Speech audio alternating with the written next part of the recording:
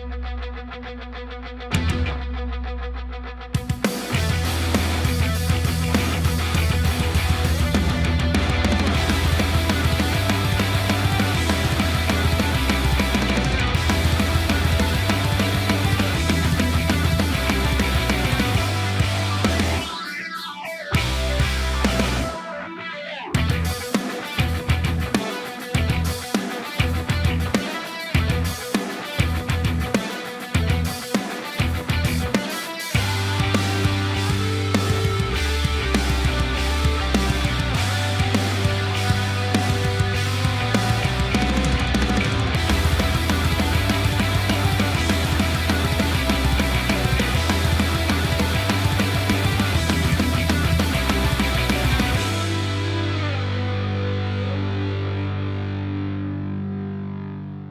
do you guys give me if I kill that bird? Barbara, that's a bald eagle. Get away, Baldy! Yeah! Oh, well. Good evening. Good evening and good evening. This is The Wort with Mike Pete and Steve GubsRadio.com. We are live here at Governor's Comedy Club in Levittown, Long Island, broadcasting in the back of a comedy club. That's right, folks. Tonight, we have a very special guest for you, but before we begin, we have some sponsors we need to talk about. I get the boys in the house. They're here. Steve, Pete, take it away. We'll start with you, Steven, with Rosie's Draft Solutions. All right, Rosie's Draft Solution. It's a Long Island family-owned business that provides professional draft beer system services, line cleanings and maintenance, draft beer line system installs, event dispensing solutions, and more. They are very passionate about craft beer and making sure it has the same quality as when it left the brewery, and that is only done by making sure that draft system and the beer is being poured from is perfectly clean. Rosie services bars, restaurants, halls, events, and all other beverage establishments, including home kegerator systems. They service the likes of W.A. Meadworks, 1940s Brewing Company, Blue Point Brewing, Darling Brewing, Mauritiusfield, Hopwins, and of course our buddies over at Hopscotch Buttershop. Yeah, I'm telling you. You can reach Rosie's at rosiesdraftsolutions@gmail.com or call them at 631-219-2075 Monday through Sunday, 9 a.m. to 8 p.m. Mention the Wort, get a discount, and I think it's a full body massage this month. It was either that or you get the Rosie Dress Solution butt plugs. Oh, those are the limited edition. Those are actually limited edition. That's right. Give Nick a call over at Rosie's Draft Solutions. Mention the word and get 10% off your service or hardware. And Peter, who do we have next, Peter? Beer Maker. Your at-home all-grain countertop brewing system. Download an app, buy a kit, brew some beer, and it's that simple. And I understand it's that simple at the brewery, right? There's an app, you press a button, and it brews, and sweet, delicious beer comes out, right? That's it. Yeah, there's no cleanup. Everything's dishwasher safe there as well. Yeah, right. Lots of different maker kits available. Mexican lagers, stouts, porters, Belgian wits, wheat beer, Dunkelweizen, several different IPAs, Kolsch, a couple different IPAs. Obviously, gotta have your IPAs. Use promo code The Wort for percentage off, the 10% off your Beer Maker, and it's good. Go buy one. That's right. Beer Maker, BEER MKR. That's right. Beer Leave Maker. off the last S for savings. Wait, there's no S at the end of Beer Maker. Beer Makers? Beer Makers. Okay. That's fine. Unless you want to buy several of them, which is fine. You could. You should. Yeah. You could. We're also tonight sponsored by Physics. Physics! Boom! Physics for your at-home dispensing unit. There it is. I don't know if you can see it. There it is. Yeah, it's got some stickers on. I've had this bad boy for a while, but they are offering our listeners 20% off their orders. So go to physics.com, type in The Wort, W-O-R-T, the, followed by Wort, and get 20% off your order. Physics.com. We're also sponsored by Brewbag. Brewbag for your beer pong cornhole. Go to brewbag.com for your backyard games. Yes, it is. It's cornhole, but with beer pong and bags. Why are you guys so silent? And guess what? So many bags. Play it out in the fucking snow if it snows. Because Yeah, it's sure. even going to be even more fun. You know, it'll be cold, and your hands will be warm with a beer. That's right. That's it. Go to brewbag.com, type in promo code TheWart, or go to our Instagram where we have a link directly to our page for your discounted brew bag. We're also sponsored by VintageBeerShirtClub.com, VintageBeerShirtClub.com for your vintage beer. I have mine on today. Oh. You know what mine is? Big Mac. The Big Mac beer. Big Mac beer. Does it come with Big Mac sauce? Thank you. Chick-fil-A sauce. Horsey sauce. We thank them very much for helping us out, and we allows us to give gifts back to the brewers for coming on the show. Go to VintageBeerShirtClub.com, and for your discounted monthly subscription, type in the Wort and receive your discount. Big shout outs to some of our buddies over at Hopscotch and everybody else that we really have had on the show for the last American year Beauty. or two. Yeah, yeah. Thank you for the glassware. Yes. Awesome stuff that they've provided for us. Everyone deserves a big what's up because of Brewers Hardware. well, of course. I mean, Brewers Hardware. for your small capacity needs or large, necessities. Go to brewershardware.com and you can type in the promo code Tri-clamps for TheWart. days. That's right. You need how many tri-clamps do you need? So many fucking tri-clamps. You got a plumbing system all that that, requires all those hoses. Go to brewershardware.com, the Wort as your promo code. And those are our sponsors tonight, but we do have a guest in studio, and we must get to him. Tonight, we are joined by Greg from Great South Bay Brewing Company in the old Bayshore, one of the OGs here on Long Island. Appreciate you for coming in, Greg. Thanks for having me, guys. Yeah. Well, we had to have you on. Yes. Number one, because Steve said so. I did. And it's because of what he witnessed in his recent visit to the brewery. And before we start with our trip down memory lane, I first want to just tell everybody to go over to YouTube and Facebook. You can hear and see all of the sights and sounds of the Wort.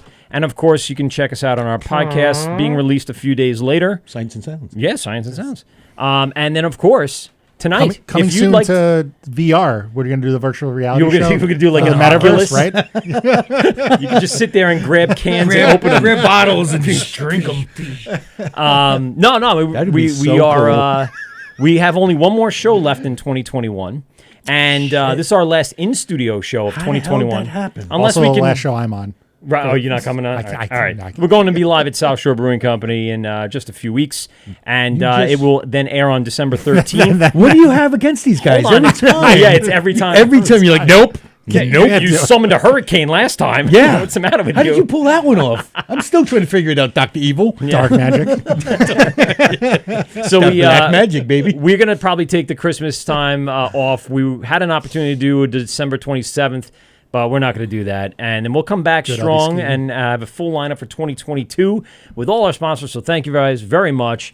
And as I said, we are here in studio with Greg from Great South Bay. Give us a call, 516-465-3990, 516-465-3990. Call in and ask a question for Greg or hang out with us and talk about the year that has come, because we thank you guys for listening out there. Really great response from the last 2 weeks. So many downloads. We posted a few times on our Instagram. We were just astonished about all of a sudden the traction we were getting. So we really appreciate you guys for coming out and listening to the show whether it be live, but mostly in the podcast form. So appreciate that. Greg, how are you? Fantastic. How Sorry, you that guys was a doing? lot, but it was only... Oh, that's quite all right. It was only 9 minutes, so that's not too That's bad. all? That's not bad. So that people know this now with our podcast, that they can just skip ahead, like 8 minutes or so, 9 minutes. And they don't have and to then they're listen all to us. past all the intro shit and like, let's just get Our down to it. Let me stupidness get and- to that fucking brewer that you brought in. Yeah, we finally And want to hear what for this God guy's damn got to it, fucking enough say. with the talking. I mean, Jesus, Steve. Stupid assholes. Hey, wait, I what? thought it was a great intro. Hold on. Hold on a minute. Hold up. I'm just priming the pistons really quick. All right, Greg. So we had Zach in 2 years ago, 2018. Had him come down and talk a little bit about the brewery. You've been with the company for much longer than that. That is correct. And I have a nice story to tell people when we get into it and drink some beer and stuff like that. How I was almost like, before we started doing this show, I was going to Great South Bay back in the day at the good old Union Avenue / Saxon Avenue area. Yep, Union Boulevard, Saxon It's Avenue. Union Boulevard, right. And the old motorcycle shop. Give me in your kind of story terms, how did that history kind of prevail to where you guys are coming today? And you don't have to bring us all the way up to date, But give us, from when you started to kind of where we are now, what's the big thing that has kept Great South Bay being the staple on Long Island? Right. So, I mean, looking all the way back before we were even in that building, we were at Rick Sabatka, the founder of Great South Bay. We were in his garage, and we were really kind of pissing off his HOA. Just, there's open flames and stuff in his garage. So they kicked us out of his garage. We ended up in my mom's garage. I was living at home at the time. And was it a development? It was, I guess condos. Yeah. Yeah, sort of condos right in Bayshore. And we were actively looking for a spot. This is very, very early on. And then we found ourselves in my garage, for a couple months. And then, we found 2309 Union Boulevard.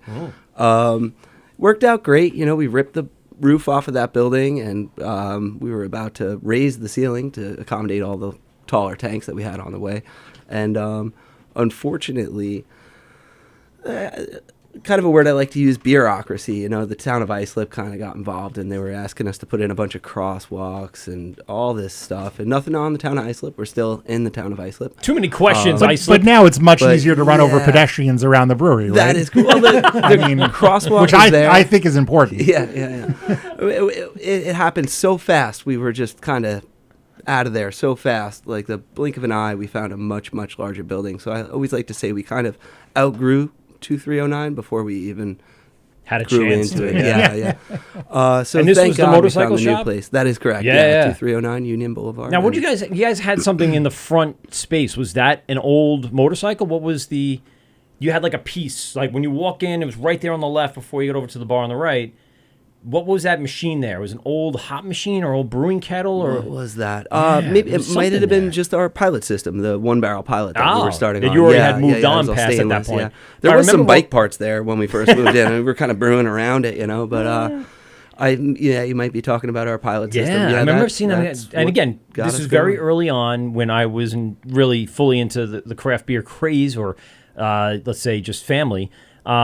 I was astonished. I was like, oh, there's a freaking whole brewing machine right here. Like, it's just one of those things that kind of gives you that warm, fuzzy feeling when you go in. It's being brewed here. It's right there. Yep.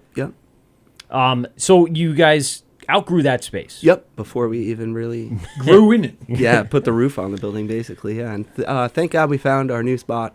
We have just so much space. We're on what is So it, much more an room acre for and a half or activities. something like Yeah. that. Beautiful backyard that we're just starting to work on now. Yeah. Some of you might have seen it. Yeah. I And walked the just dog back there. tons of space. And I tons did of pick space. up after her, too. Oh, thank you. Appreciate You're that. welcome. Nice big signs you have there. Pick up after your goddamn dogs. Yeah. No one wants to play volleyball with dog crap on the no. sand. Yeah. It's not something you probably are proud of, but it is something that needs to get done. So the backyard was an ongoing project. I remember when you guys first Right. moved in, and even Paul was telling me from Ghost, he's like, can you just imagine just fields of beer? I'm like, yes, I can imagine that. You are correct. Also and known you guys, as Field of Dreams. Ooh, look at you. you guys built a stage. You Right. have dual volleyball courts. Yep. There's a whole beer area, picnic table. There's just so much to enjoy. What was the idea back there, besides what actually came to fruition? Was there some bit where you have go-karts in mind? What were you, Yeah. Well, Yeah, BMX track, sure. fucking skate park. before that, we really didn't have too much outdoor space. Along comes COVID, and we were able to, allocate part of our parking lot for, outdoor seating when people weren't even allowed to be inside. So we kind of realized, hey, that's pretty cool. What about this backyard? Maybe we could do something back here. So we got a bunch of Adirondack chairs, and a bar is on the way back there. Obviously, it's a little too late in the season, but we'll see that Sure. in 2022. Awesome. And, just kind of use everything that's available to us. We're, Make the most of the space. I mean, Exactly, you're yeah. paying for it as it is, right? Yep. And it's pretty, it's quiet, it's fun. And Yeah, I mean, back when you guys first moved in, I remember the first time I went back there, it was just dug up because you guys were still putting in all the leach beds and Septic, all yeah. the septic, Yeah, and yeah, I was yeah, just like, yeah. holy shit. Yeah. I could not believe the amount. But when you think about it, the vision that you guys had of the amount of water or discharge that was going to incredible. go down, you needed it. Oh, absolutely. Yep. And we still can't get on that. Entenmann's has their own private line going down Fifth Avenue. They have their own private sewer system with the Southwest Sewer District. Now, meanwhere, and I want to tap into there's it. There's nothing there anymore. There's Maybe nothing one in day. Entenmann's. There's no. I don't know exactly. It's was empty. Under the, oh, it is. It oh, is- okay. I thought they were doing minimal, but they're not doing Very, anything. very at the end is just Distro. distro, Yeah. but the Storage. whole interior is nothing. Gosh, Got it. And that It's poor gutted. septic. Sewer line is Yeah. just sitting there, bone dry. Maybe one day we'll be Just able waiting to to be used. tap into How, that. how yeah. far away would it have to be? You have to go up your. Well, it goes past them. Yeah. Oh, yeah, it so goes it's north. north of us. Yeah, but Entenmann is south. north. Oh, it's of north them. of them. Oh, but I'm thinking we don't south have for some reason. Southwest Sewer District in Right. our area. It was a private line just for Entenmann's. Bunch of people So- are checking in on Instagram. Greg from Great South Bay. Oh, geez. Hoppy Hogan's in there. Hey, Jay Bruzo, Mr. Drew. Joe? Graz saying hi. Graz. I'm sure Five Oceans. By the way, Gotham Gold Grass says hashtag peace to town. just to always stick it in my eye. Love you, Grass. Yeah. Yeah. So me people too. checking in, waving, saying hello. Greg, so good. you guys, made the move from Union Boulevard. Yep. You scoped out. You found this spot. Yep. Overnight obviously- too. It was wild. We Really? Were like that. We were in the next place. It was Man. eerie. How fast? Were it was, you yeah. guys looking for spots? How long did for the search? Like Oh man, it was like a week. It Get was a outta week. I here. swear, it was unreal. Holy yeah. So It was much creepy. time was lost looking. Went from 2,500 square feet to 40,000 square feet. And we, boom, just get the trucks, move everything. We had 10 years ago, that's got to be a pretty big risk to. Yeah, I think a lot of risks were taken, early on, and As he just laid in bed every night going, oh, God. I hope we made gonna put a lot of blonde ambition. We're gonna have to brew today. Oh, baby, all the tanks I could put in here. Gonna be triple batches for the next 15 weeks. But I remember going there when you guys just moved in, just started brewing beer, and it literally, we were like, man, you can fucking play baseball in here. Oh, yeah. You can fucking do everything. Skateboarding all over the place. It was just like, dude, a skate park, indoor skate it park. was so fucking big. It's got to be the close. first brewery with indoor skate park. Would we have were been awesome. close to a mini ramp. Yeah. There's no room anymore. No, lost that. now Yeah, we there lost that is- window. There's a whole other brewery in the building. Yeah, that. Yeah. Well, there It's is. tight. You could say there's another brewery, but there are really friggin' another 20-something breweries in there because of with the all amount capacity, of with all the capacity that they're doing brewing. contract. Yep. Yeah. So there is just grain for all these different breweries that is everywhere, all these racks. It really has changed. I do want to talk about a lot of the contracting you did Oh, yeah, over these past few years because it is the facility that can handle it. It's one of few here on Long Island that can actually do the volume that some of these guys want to do. When you guys got into that space, though, what was the first initial setup? What was the first system that you guys placed in there? Okay, so it was a 2-vessel 30-barrel brew house. We started with 5 fermenters. We had 2 60-barrel fermenters, 3 30-barrel fermenters, and just all the space in the And world. if I remember, And, you guys went to China. you can't see any of that right now. It's just covered. Yeah. you guys went to actually- China to Yep. actually look at the equipment. Yeah, it was an And like, That's all right, pretty that's cool. our tanks. opportunity And of a then- lifetime. Yeah, hell it was yeah. rad. Yeah, it was a lot of fun. There's a ton of things that are now in there. We're going to get to that in a little bit. But what was the idea of scaling? Like, you got in this big space. You have this initial system in there to just start getting money in the door, right? Wait, what? You guys Sweetheart? did it. Huh? What? You want to drink a beer? Do you want to be full? Oh, Steven. Oh, I didn't realize. It's feeling so left out. So Yeah. if we could just help. Well, help to him taste out. the beer while he's talking about beer, he's starting to go into his like coming. trance. Oh, what? So subtle, Steve. Well, I really didn't want to actually just come out and say, "Fucking open the beer." No. And he takes out the So initial. maybe creme you de guys are creme. familiar with Jetty. It's one of our most yes. popular beers in the taste Love room. One of our Jetty. most successful. It's a cream ale, Otherwise, correct? it's a cream ale brewed with honey. Won many awards. Yes. Yeah. Oh, yeah. A World Beer Cup and 3 GABFs actually, all in the course of 4 years. So we're super Jesus. proud of that. You know, we wish Hell it yeah. does a little better outside, but it's our most popular offering in the tasting room. And when I saw it come out in the tasting room, when it first was initially in the can art with the actual jetty Yep. going out, it was very familiar, and you knew what you were getting.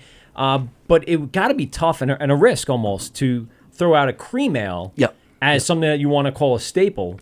Because, maybe for the older crew, they would know what a cream ale is. But for this younger generation, they're not sure what the cream ale can bring to the table. Right, so right. what was the thought process in those initial system brewing sessions? Yeah. Did you want to go through, basically, let's do a run of everything that we've kind of done and then move forward? Or did you already have a plan? Like, what? It's got to be tough in a week to move in and go, now what do we do at this big scale? Right. Jetty was kind of one of the later, staples that we'd come up with. But I should say, actually, so I never really finished the intro on this beer. This is Jetty Light. So we are two-thirds of everything. 2/3 the alcohol, 2/3 of everything So but it's a the new flavor. version, or? 100% the flavor. Yeah, it's a sort of a one-off. We were kind of looking for something fun to do in the tasting room. We'll brew, a quick half batch, 15 barrels. The idea maybe we'll kind of, depending on how Claire Rose feels, we'll get this into cans. Sometimes we just kind of overload them. But this one we're about 3.6% ABV, nice and Yay. light. It's kind of my go-to. I'm a lightweight, so Water. and I drink a ton of beer, so I just kind of keep it light. Nice. Still has Great the honey color. in there, and Yeah.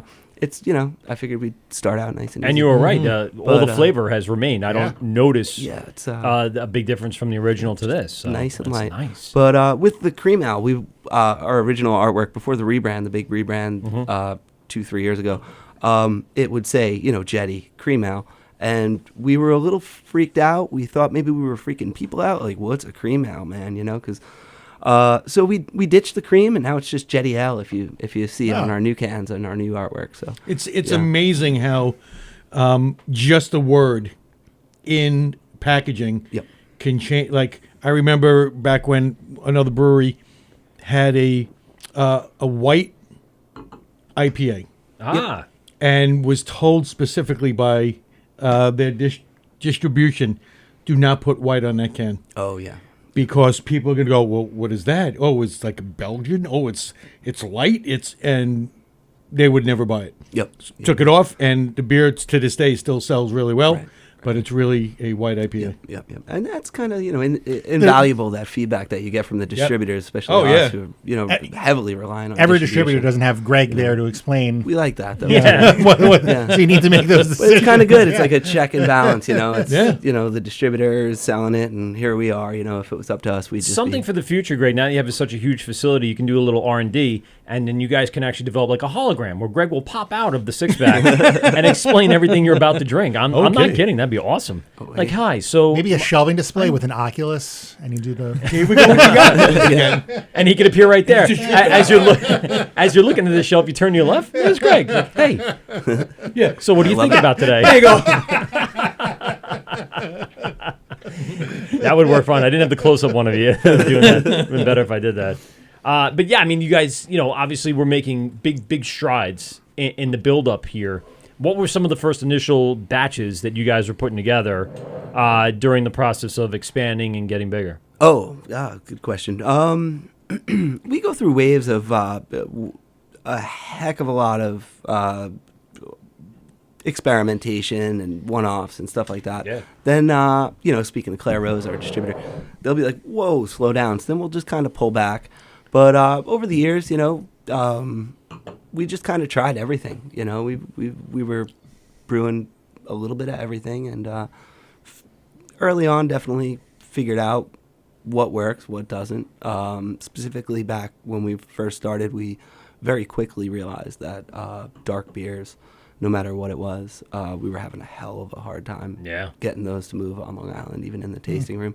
So earlier on, not so much dark, and nowadays, it's A lot more different than room it for that was now, 10 yeah. years ago, 12 Yeah. years ago. Yeah. What's the one that just absolutely didn't work that most surprised you? Oh, Marauder. yeah, no, that Because we like Marauder. that went That's well. what We happens. couldn't make enough of that, All right, good. But I we definitely had some flaws. Was it didn't you guys do an oyster stout one time? No, we never did an oyster stout. I don't know. I remember my favorite early on because I still have, and I think I showed it on one of our at-home shows over the pandemic. I have an old bottle of Hoptical No. Hippocratico. Thank you very much. Of course, yeah. With the original label, like it was hand drawn. The artist did it. Yep, The yep, whole nice. thing, and it's a full 7 fit. It was one of my favorite beers you guys did. I'm waiting for that to come back. Oh yeah. But barrel aged Hippocratic Oath in like a tequila barrel. Interesting. Steve, you're on it. Put that together. I've got a little problem in my pants right now. Pronto. But What was some of your favorite early on? The core that you guys had. You had Massive, Yep. Blonde Ambition. Jetty didn't come around for a little while after that. What was? Massive Blood Orange. IPA was another one. No, I said Massive Massive. IPA, Oh, you did? Yeah, Yeah, definitely Blood Blood Orange, Orange Snaggletooth. was Blood Orange. Orange. Jesus. Yes. I mean, Yeah. that must have that helped. I think put you on the map. Yep, That was the absolutely. one that really did it for most people. That was a summer beer. We had it at the beach. Right. That would bring them down. Yep, Cooler full of Blood Orange. It Oh, was everywhere. It was absolutely. It really everywhere you went. Bayliner Goza was one of the early ones. People check. See, Nice. Thanks Instagram. You guys are doing great today. I do. Yeah, some of the earlier I do one-offs. have to oh, it say. was Joe. Of course, it was Joe Bruza. I do have to say that Snaggletooth. I was so sad when it went away. Is that the dog? Yeah. Yeah. Yep. I remember that. You'll catch it every couple of years now. You know, okay. what was it back in 19? We had a batch. Yeah, just Yeah. All right. You know, let's just brew it, kind of. But again, that was a dark beer, right? Yes. Yep. So that's again tough to. Well, yeah. Then you know. Yeah, Right. we're only gonna Yeah. do maybe 15 barrels of this. Yeah. Right. And then that's Right. it. especially back then, you know. It was Yeah. a What was much your favorite out of tougher- those core beers early Oh, on? geez. Oh, for sure, Massive. You know, Yeah, still I still love one of Massive. my faves. Yeah. Love Massive. And I like the artwork that you guys had going in. I understand the reason for rebranding, because you wanted that shelf look, right? I mean, that was the concept of what you guys were going for. Consistency. Yeah, yeah. The for some labels from- cohesion, I think, was Okay. the real target there. Yeah. And you still kept, the essence of the idea of the flags for maritime flags, I guess is what they're Right. called, right? Yep. On Going the bottom with the of our Great logo. South Bay and the logo and all that stuff. So it just all made sense.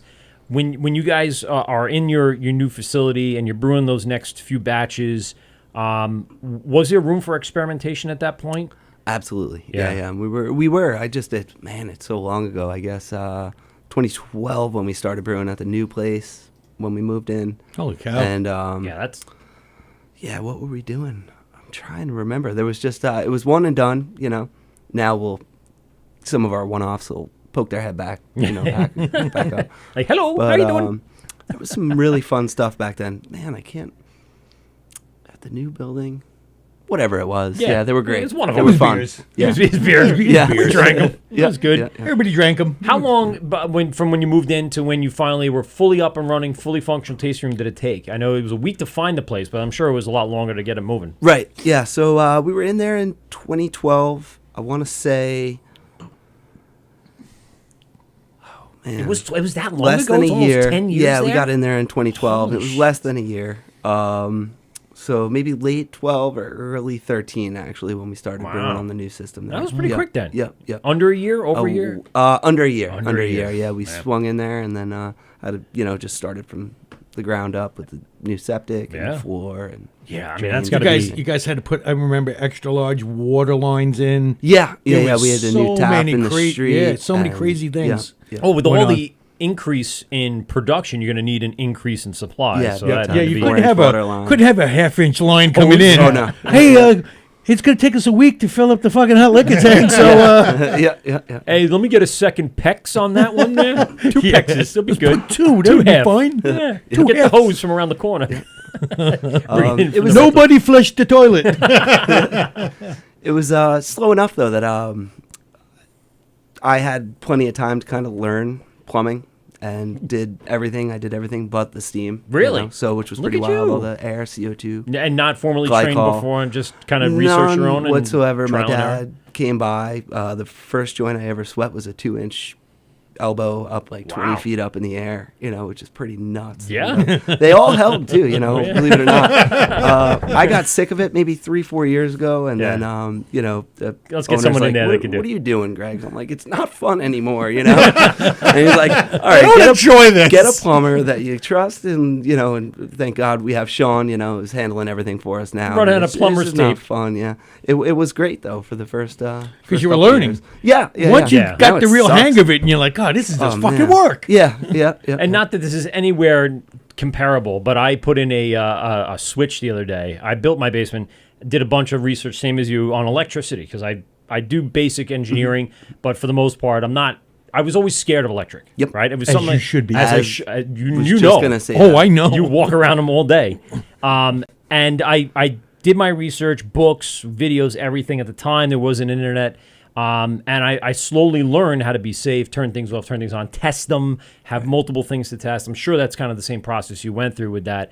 But I put a switch in just the other day. Didn't have to research anything. I remember everything like it was that. So it's nice. You can always snap back to it. And with that experience, you can always take it beyond that in the future. Maybe you could be the new plumber for all the new breweries, and you'd be a nice subcontractor once you retire with the Great South Bay. Don't you remember he said, this sucks, I don't want to do this? Yeah, no, I'm. You don't remember him saying that? Well, it's nicer when you don't I have to mean, worry it's about it. not It's like- yours. When it's like you it's- can come in, you have a job, you have a timetable. It's and you're not like putting in a switch, It's you don't turn it on and off, there's- Oh, bro. by the way, the switch took me about 3 hours because I don't have the proper tools. I'm using a freaking plier like I'm 1872. I guarantee he had a butter knife and he was trying to take the fucking plate off. Blade off. No, I have real tools. Yeah, like a dime. Yeah, well, I wanted to get that experience again. I miss it, like you were saying. I actually went through a full year of wiring up and getting lights in and outlets and test and hitting the box. And then we had our box redone, and I had him inspect everything and make sure I did everything right. And I did miss it. Yep. And when I went to the Home Depot, I'm like, I'm back here again. Here I am with switches and outlets, and wiring has gone up tremendously. Are you guys? Oh, as we know, yeah. I was gonna say you guys probably did everything you're supposed to do prior to all the increase in money and time. But what are we really running? Like still brass piping, is copper? Are we going to PEX? Like what? The regular good question, plumbing of yeah. the place. The I know it's not the super interesting question. But no. Yeah, I've it's, also done a all radiator our conversion, water. so I'm interested in it too. Yep. All our water, we're using copper. Nice. No PEX in the back, in the production. Where the PEX comes in is the drops for the glycol. Okay. We're running reverse returns in glycol, 2-inch Schedule 80 PVC and some 4-inch Schedule 80 PVC on the new side Yeah. for the big boy tanks. That Oh, yeah. I'm sure you guys want to talk about. Oh, as well. yeah, we're going to get to The those. PEX Yeah. drops and air and CO2 all in copper as well. Now, and then those are big upgrades you have to make, right? I mean, when you go into a bigger system, bigger glycol. How did you guys accommodate all that? Grain silos. I mean, Yeah, for sure. So the glycol is sort of additive. We have our very first chiller. We ran our new chiller when we needed more capacity in parallel. So they're sharing the same reservoir, which is kind of nice. Gives us a little redundancy and stuff like that, which is kind of nice. Also we'll safety fall if back on the one old goes guy. and the other one can Exactly, come through. yeah. exactly. And then a third unit right now, which we're able to tie in, even though they're about 150 feet away from each other. One guy can share off the other guy, or the other guy can share off. So just so people so get back a and forth. idea of how much glycol's possibly being used, or Yeah. how many tanks total in the whole, with Ghost, with everything going on. Yep. How many tanks in the whole facility? Oh, geez. On glycol right now, 43 tanks on our glycol, and then Ghost has another Look at Steve's face, seven, he's just like- 8, 9. Ghost has another 9 on there. So Holy yeah, shit. 52 tanks going 52 tanks. Ghost with its So- own glycol. glycol. Yeah, that's Ghost why with its you own needed glycol. another system to run parallel. So, when you yeah, had I mean- that many tanks, if one were to go and you only Yep. had that one, you're fucked. Oh, Does it it- sucks, the too. glycol guy? That's the end of, sometimes that's the end of your Does the glycol weekend. guy come Oh, over yeah. to fill up the tanks whistling? He's like, Oh, yeah. just so happy. He's like, Well, no, the this Well, is they're our whole psyched, business. no, the worst thing is Driving now, up from Jersey. And, Oh, really? They come Oh, to yeah, Jersey? I'm- Oh. you know, How many- Monday bridges? morning at 4 o'clock. how many shifts you guys running a day? Oh, that's a very good question.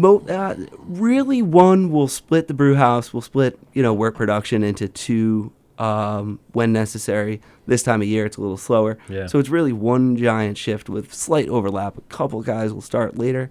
A couple guys will start earlier, but really So, one shift. yeah, when I'm- 16 of us running around back there. What I'm getting at Two is part-time. Yeah, when it's nuts. there's nobody there Yeah. and you come in and then overnight one of those units shut down or your only unit shuts down. Yep. That's when you really start. Crapping your Oh, yeah. Your ass puck is so hard. Should have worn my brown And pants. you want to figure out why and what the fuck happened and what can I do to rectify this immediately. Right. And it always happens like a Friday night. Oh, of course, So when you yeah. come in Saturday morning, you're like, are you fucking kidding me? Now, what does that mean? What do you guys have to do if that happens? Is it like an There's emergency no way to keep process? the beer at temperature. Then. Oh, Exactly. Yeah. So, I mean, So what? It's a reboil? What one do of you? the Oh, no. Yeah, one of the worst sounds you can hear on a Monday morning walking into Great South Bay is nothing. Because that Silent. means the terrifying sound of silence. Yep. the, I guess, master glycol, the guy in charge up on the roof, said, you know what, something's wrong. I'm going to shut down these 3 pumps.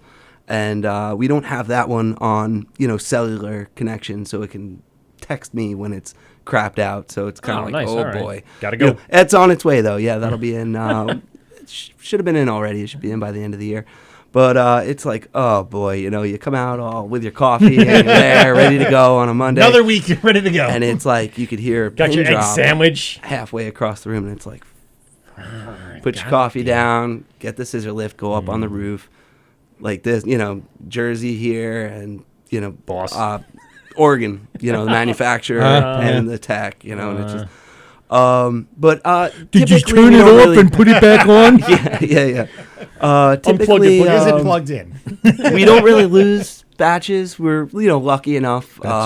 We've had an IPA kind of skyrocket here and there, and then we'll test it, Yeah. taste it. Hey, oh cool, it was a 30. Let's blend another 30 if we're worried about it. Sure. But that's generally, where I was going it's with. not You like just a- blend it with something else, and Yeah, that way if you can kind necessary, of bring if it back necessary, to but typically, equilibrize. typically we're not. It didn't get too warm, and we're lucky enough that it was an ale and not some really delicate lager that's gonna skyrocket up to 70 degrees on day 2, or something weird. We've gotten lucky. We haven't really lost anything but time. Really, it's Okay. like, all right, here we go. We're gonna, we had 3 bright tanks ready to can that day, and everything's at 54 degrees. It's just like, all right. Yeah. Okay. So it could We're be not worse. canning We get right now, lucky, we guys. get lucky. Yeah. Do you have your own canning line? We have 3 canning lines. 3 yeah, canning- 3 all separate right. wild goose. Nice. yeah. All 3. What's the capacity on? What's the? I've seen a bunch of different variants of the goose Yep. line. So Right. is it the biggest one? Then I guess the biggest is kind of the dually with Okay. twin lanes. We wanted to get that for our second canning line.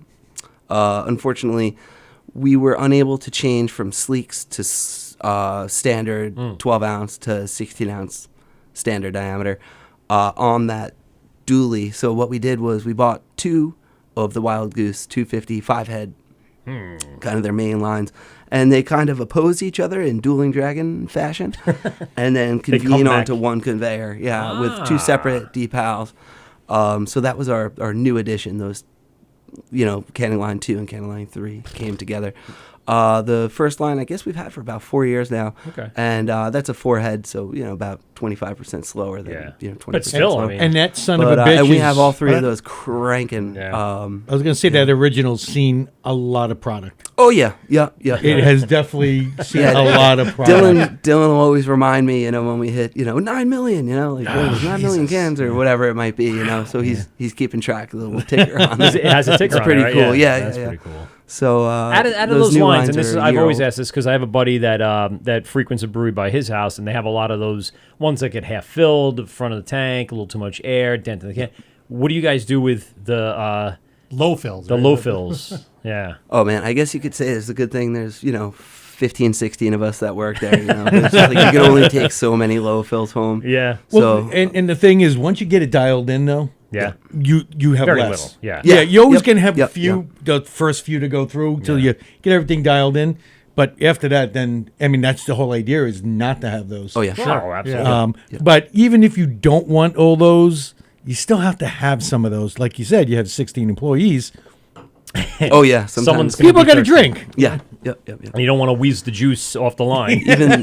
Even the best canning line operator, depending on if it's like a delicious beer that everybody's going after, like whoop, four cases of low fills. Like, Guess we're gonna have to drink it, boys. yeah. And those have to You go take them quick. home, crack. Like, what are you talking about? This is perfect. Well, I get it. It had 11.5 and not 12. Silly guys. It was 0.5, not point. What's the level of quality control? You guys are coming off this. It's so much stuff. Yep. What are the checks and balances after it leaves the line that you guys are taking before it hits a pallet and gets on a truck? Oh, that's a good question. So we have a lot of our, higher tiered contract brewers have kind of forced us to get on our game in terms of some of the equipment and some of the quality control, quality assurance that we've. Yeah, you have a lot of nice toys, by the way. Yeah, we just You got some of those nice Anton one of our Pars. yeah. One of our big contracts, the biggest we've had, sort of said, "Yeah, all right. So, how are you going to be measuring the ABV?" And we're like, I pull out my phone and open up the calculator, and they're like, "No, that's not going to do. We kind of need an Anton Par alkalizer." So it's like, oh, geez, really? Like here I am sitting in the back of the meeting, like, oh man, well, if we have to, Time to go on the internet. yeah. So we're able to monitor dissolved oxygen throughout the process, or in package as well. Post canning and things like that, which is great. One of the earlier tools that we got, which was very helpful when we first started canning.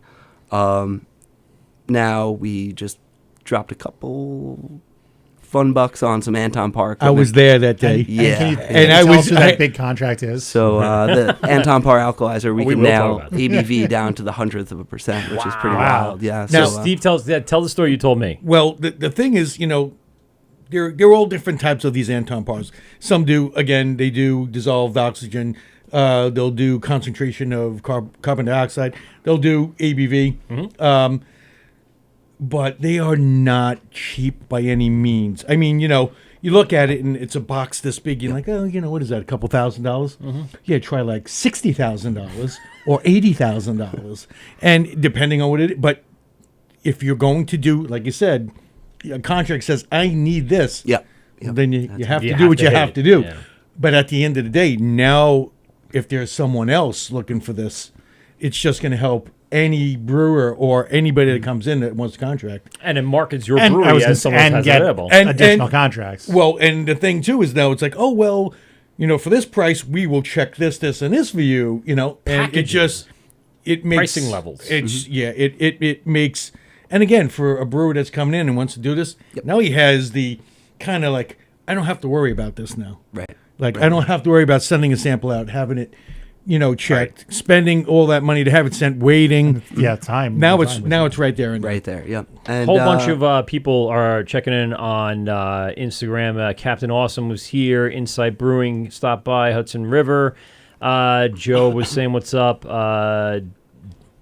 Dan Adblock, maybe, I don't know. I guess Paul from Ghost was checking in. Joe's back in. Probably Manny from Lithology saying what's up. A bunch of people on there just saying hey. So yeah, I mean, to go through those steps to make it more marketable, that helps you get those contracts. Let's talk about those. Yeah. Because early on, when you guys first moved in, obviously there was a lot of availability on the schedule for you guys to start now opening yourself up for contracts. How does that process go? Do you advertise? You tell people word of mouth to start? Does it go into like just that kind of spiral? Yep. So really good question. It really, how it started was here we had some capacity in the off season, friendly with everybody on Long Island. Some people didn't have the capacity, needed more beer. And we said, hey, hop on in. We can make some beer for you. That really started with Port Jeff was our very first contract. Okay, good. Yeah. So back in 13, I think. Yeah, that was our very first. And it we formed this great relationship with Port Jeff, and we're doing a bunch of beer for them. And then someone else, by word of mouth, said, oh, maybe Mike Philbrick up there said, I'll go to Great South Bay, whoever it was next. A couple of years go by, and we were like, maybe there's something to this. Maybe it's not that we're just helping. I mean, of course, we're helping everybody, but Right. maybe there's a business model here. Yeah. And it took us to you had 40,000 square feet right building, and you were using maybe 10,000 square feet at that point? Right. Not even. Right. So yeah, we kind of said, let's do something with this. Let's actually invest in contract brewing. Let's make this another kind of part Another of our source business. of revenue. Yeah. Exactly. So we got really serious about it back in about, I want to say 15, all the way through we were contract brewing, but not buying new tanks to accommodate. Just throwing it into the schedule somehow. Yeah, first come, first serve. Yeah. Who else did you have early on prior to that expansion? Very early. I think Larry from Spider Bite's been with us for quite a while. Yeah, because he really doesn't seem like he has the capacity to send his stuff out No, but as far as he does. I mean, until Great South Bay really started doing contracting, everybody was going either upstate or out of state. They were going to Butternuts. They were going over into Connecticut. There was nothing on the island that with any substantial amount space that you could and equipment and package. Yeah. Oh yeah. Brew the beer Right. and then package it. Yeah. So Yep. Another big part of us going for a canning line as well was, canning was taking off. 16-ounce cans were really blowing up, and we were like, all right, let's get this going. Time to move forward. But 2019 there was 27 brands out of Great South wow. Bay, in addition to our own. We're What are talking some of those? international, out of state, Really? a lot of local, upstate New York as well, mostly. Big guys, the- small guys? A little bit of everything, Yeah. a little bit of everything. We're down to about, I think it'll be 19 brands this year in 2021. But a little bit of everything, local, international. Is that 19 breweries or 19 different beers for a small number? I'm sorry, 19 different breweries. Yeah. Wow. Yep. Okay, Yep. yeah. What are some of the ones on there now? Right do you now, have any in-house right now? Running. Running right now, yeah. Nightmare. Speaking of Yeah. Nightmare, Right. Yeah, Nightmare. Yep. Billy's got his thing going. Everything's good. Back looking up good. and running. Yep.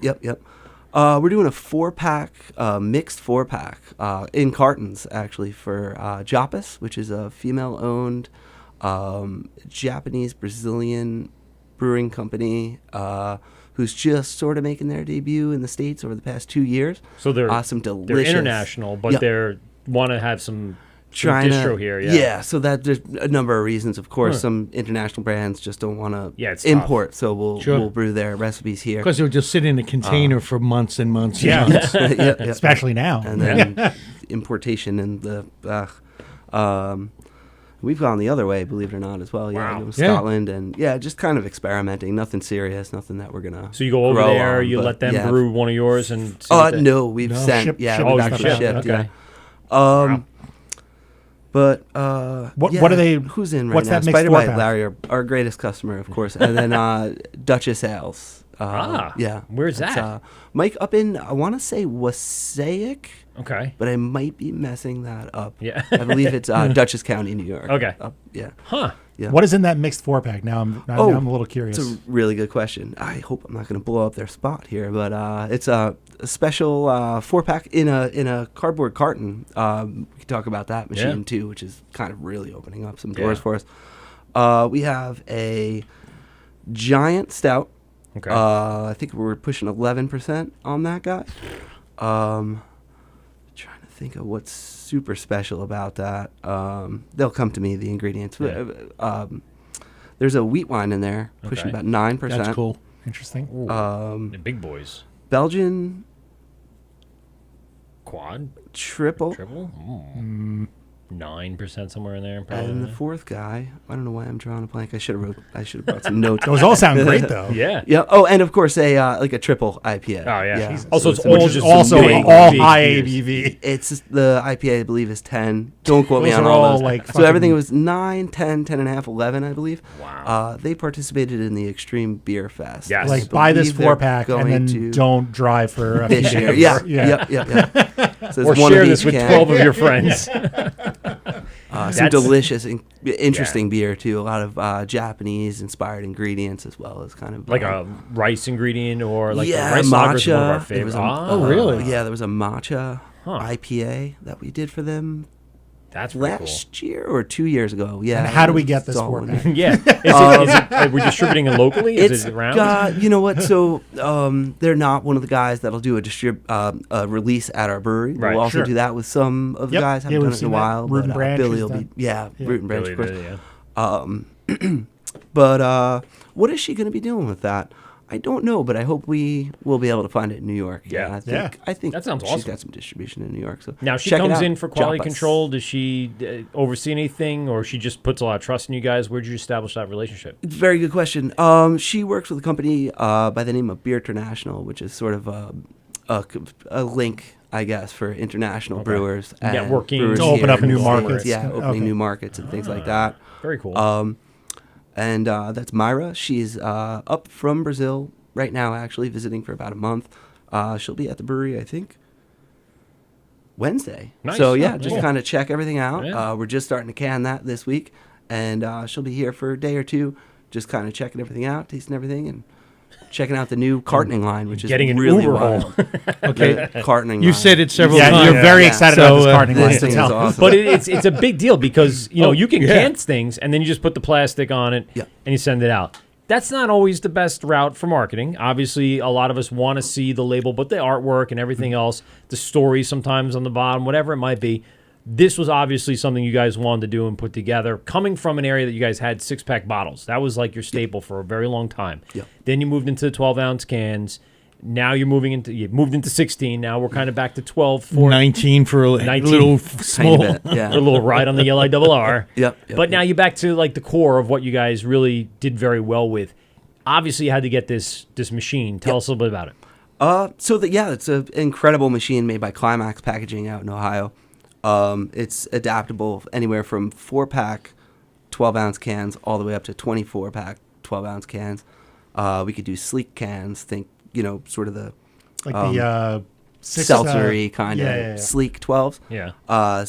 It'll do 16-ounce cans in 4-packs, or if you need it, I'm sure it would do 16-ounce 24-pack cans. Wow. It changes over all the changeover. I parts. need that. Has anyone done that? I don't know. That's definitely not been done, but it would be kind of cool if we were the first one. This thing's ready to do 15 packs, which is kind of cool. We're throwing wow. around that idea. Like the old for Founders. something Founders like was the Jetty Light. 15-pack.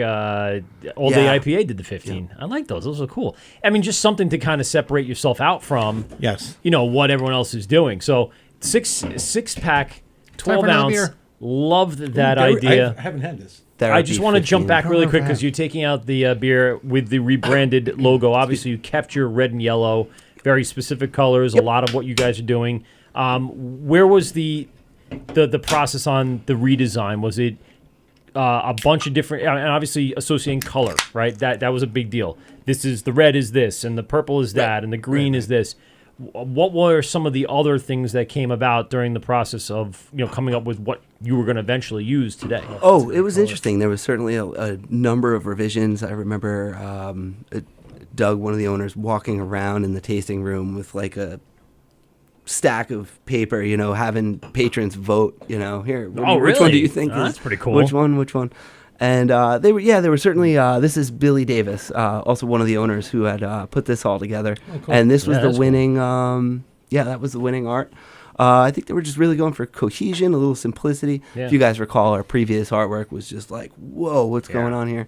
It was great, but it was just maybe a little too much for a beer can. Well, it served its And, purpose. yeah. For Yep. to just put you on the map, Exactly, and then yeah. now it's time to show everybody that it's Gotta what's stay inside that fresh. matters, other than this fancy artwork. And Right. there's also another brewery that operates on Long Island that also does pretty cohesive branding that Right, with the maybe you want to take a bite out of them of stuff that's actually brewed here is also Joe, are you still listening, Joe? Joe. He might be still on there. Joe, you still What's up, Joe? listening? I have some people, but Wizard Romney's checking in. Hey, Hey, the Wizard.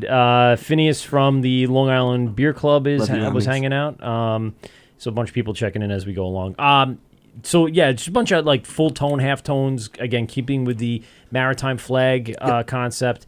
So when you guys are doing different beers, when you're doing not one-offs, you guys are kind of changing that. We've seen like the High C. You have the Crushers, or, Right. Oh, yeah, we got So that for so what? Why aren't we keeping that branding the same? Is it something that you're just going to do a one-off and that's it? Is that the reasoning? What was? the thought process on not keeping that same branding going? It's just a one-off kind of. I think we just kind of want to keep it fun and not stick with this theme throughout. I think they're just kind of. Those are really set aside for the core. Yeah. Yep. As opposed to doing those, bigger things that kind of really stand out. Yep. We're drinking the Session IPA. We're off the cream ale now. Therapy Session, 4.5 ABV. My favorite. A crusher and a half. Yeah, and flavors there. I gotta go back to yes. it. I remember when you guys first put out a Session. It was green. Was that Oh, the right, original? Hopsy, yeah. Yeah. That was Oh, my Hopsy. God, yeah. And I remember that, and that was good. We're learning as we go along, and Hopsy was the first step into our sessions. Yeah. Session And you pad, guys have done a session number IPA. of them throughout the years. Yep. This is my favorite. Yeah, Probably. They had there was another one that I remember. Maybe it was the Golden Ale or just not the Blonde Ambition, but it was another one that really stuck out too. Lower ABV, somewhere around 5. Again, crushable and all that. So some of these things that you guys are putting together is not going to be knocked over your head. You're going to have those every so often, but this is the core of drinking on Long Island. Let's get a few beers. Let's go fishing. Let's play baseball. Let's do this. Now, over the years now, I know originally, way back when, Rec was heavily involved, had a lot of input on formulas, recipes. Going forward, is it basically you now doing all the recipes? Yeah. I would Okay. say so. You are the Me brainchild. and the brew. The core guys, the guys who have been there. Especially Dylan. Dylan is. Yeah, he's been there quite a while, right Dylan. Man. Yep. Pushing. When you guys 6 are or 7. going through those processes of coming up with recipes, Yep. You said you were trying it on a smaller system first? No. We'll Just going all out. Yeah, if it's if we're a little freaked out, we'll brew a half batch. We'll brew 15 barrels on the 30. But typically, if it's one off, just with all this experience of all the ingredients and Sure. just the kind of And brewing know on how your that system look system. at it on paper, Yeah. you can kind of almost It's taste confidence. it. You guys are confident in That pretty too, much yeah, the that too. process. Yeah. And if it's something really scary, just cross your fingers and Hope don't for be the afraid best. to Yeah. I throw mean, you it on guys the got ground to if it see really that doesn't work. how long have you been open now? It's been 12 years, 15 years, somewhere in there. Yep. That consistently, nothing really has been a dud, right? And nothing has been like, oh, we can never do that again. Might have We've been, but had never 'em. left the brewery. Oh, we've had them. Well, you know what? share. Which one was Here's the thing. Every brewery has them. Yeah. Yep. And the reason why you never hear about it is because they don't want to talk about it. Right. Because it was a dud. Well, they don't want to tell anybody by showing them with the beer how bad it was to destroy the brand. And it doesn't necessarily mean it came out really bad. It just didn't take off. People just didn't dig it. And Yeah, it we've had happens. some iffy stuff earlier on Yeah. when money was a little tighter, and it was just like, oh man, and have learned from that experience Sure. and just will not let something like that. Like what? go Well, out give me an again. example of something that was just No, there was something. was it dark? No. No. Was it something? Something Habanero with some cookies IPA? in it. Oh, was there a I habanero? don't remember. No. Might have been. There was something cookies. with some cookies. Like And, a it shouldn't. It should. And like he's just like, and it just shouldn't have happened. shouldn't have It was an happened, abomination. which is a brewery now. Yeah. Yes, it is. And they make actually pretty good beer. And we've brewed for them. Yes, in the I would past. imagine. Yeah. So you guys have a Great bunch guys. of contracting going on. You have a ton of space and area. Where are we now? Because I really want to get to this, Steve. What he was talking about from the facility that he Crazy, saw and what crazy you guys put in bastards. there. I'm like, I said, what? What did they do? Yeah. Tell me what's going on right now. Well, first of all, what got me, and I had seen a picture of it, and I'm like, wait, what is that? Was the homogenizer.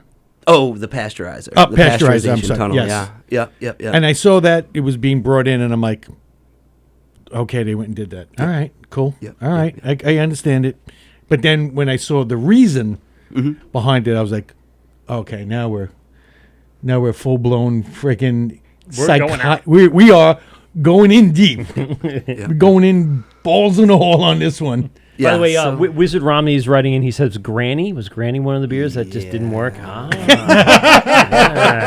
Wizard's got the inside scoop. He knows. He You know what? tried He it. knows. Sorry. I was going to sorry, say Wiz. because Sorry, he's Wiz. probably drank every beer you guys have ever made. He certainly has. I swear to God, that man's been our there. Greatest fan. Him and Barbara. Love you guys. Yeah. Love Yes. you guys. The Romneys. Great. So tell us a little bit about this pasteurizer and what else you guys have put in there to accommodate some of the new stuff that's going on. Yeah, so, I didn't sign anything. I never saw an NDA. Gordon Ramsay has his why I own like- seltzer brand called why I like- Hell's Seltzer. Of And, course it's called He's going Hell's for like Seltzer. 47 states, and here we are producing the East Coast, a good 15 states or however many we're going to be supplying. We've been at it for only about 2-3 months right now. Basically what's going to happen is we're going to double our production, almost triple our production next year. Overall. So the biggest year we've ever had, we're going to do about 2.5 times a lot of that cranberry volume. seltzer. Yeah. Yeah. Well, that's the thing, though. So it's not. They want a lot. It's not cranberry seltzer. Like the flavors are.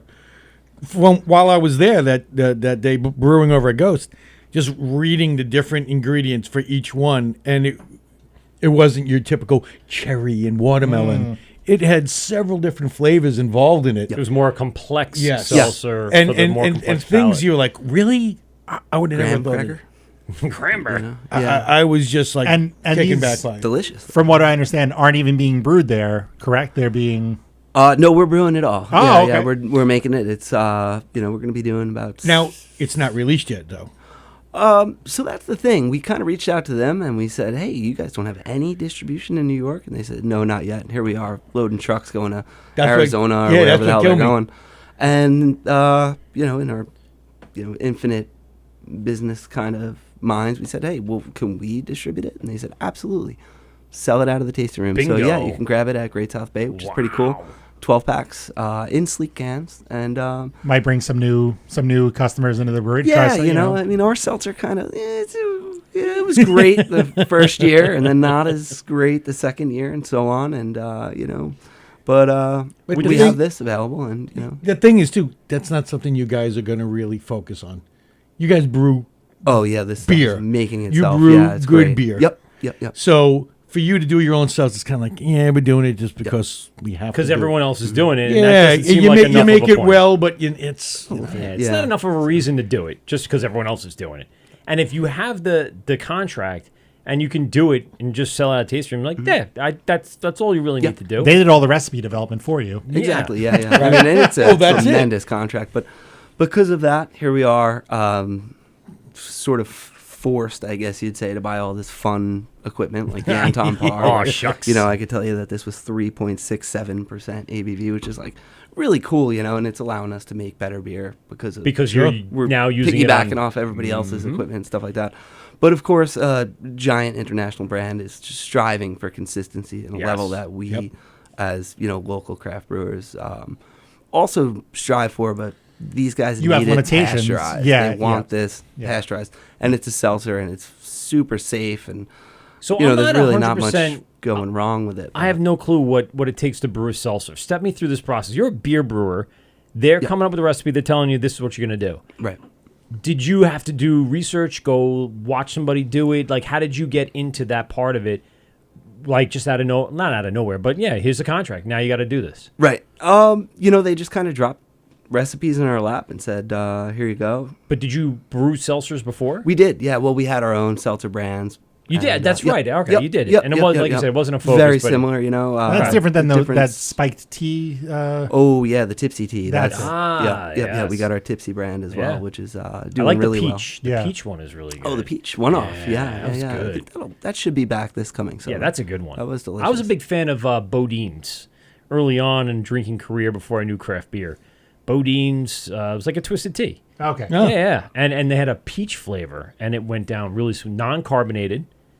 It was malt beverage, non-carbonated, super smooth. I don't think I could look at you the same way ever again. I was like 22. right now, I'm this was having like a hard before time actually looking you in the eye It's anymore. Mike's Hard Lemonade, and it was Bodine's. And if you mix the two together, Arnold Palmer. Arnold Palmer with a little bit of fizzy. We used to go over to a Hard Lemonades is bringing back Was- some was very that- bad memories. From Was my that early when you had 20s. your mullet? Yes, Yeah, yeah. there you go. I was a lifeguard at a private housing development, and no one ever showed up. So I would grab a 6 of Bodines from the gas station across the street, and then my buddy would come over and we'd play wiffle ball over the pool. And I get paid $25 an hour for doing that all day. And no one ever showed up. Ever. I think one person in 2 years that I worked there came in and swam at that pool. Did they drown? Nobody drowned. That guy immediately sank to the bottom. It's like 3 feet deep. If you're an adult and you That was my last shift. We used to cook burritos on the electric stove inside the clubhouse, which, by the way, also nobody ever used. So we had a full kitchen, full bathroom, and a wiffle ball and a fridge and everything, kept it stocked with beer. And With Bodines. our friends would come over and we'd play wiffle ball and hang out by the pool. It was our own private club for like at least a year, at least a season. Like the first year or so, I was like hesitant, and then I realized no one's ever showing up Nobody's here. showing the fuck up. Let's And, do this. Yeah, we're getting this done. And the next year, forget it. I didn't care. And I was like, let's have a party every night. It was awesome. The only thing that kept me from working there in the future was the fact that I was getting older, and that $25 an hour in the summer isn't enough to support yourself and a place to live and a car and a phone and all the stuff that comes with it. So you have to move on. And I started being a bartender.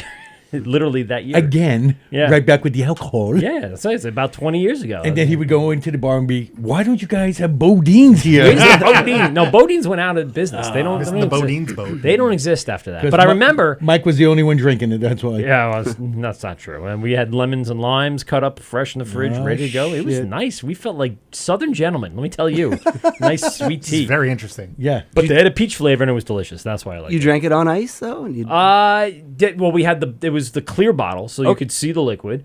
Oh, And right, we right, had them right. all in the fridge, and then they come out in a cooler full of ice. Bodine. So fresh off the old fridge. It was so good.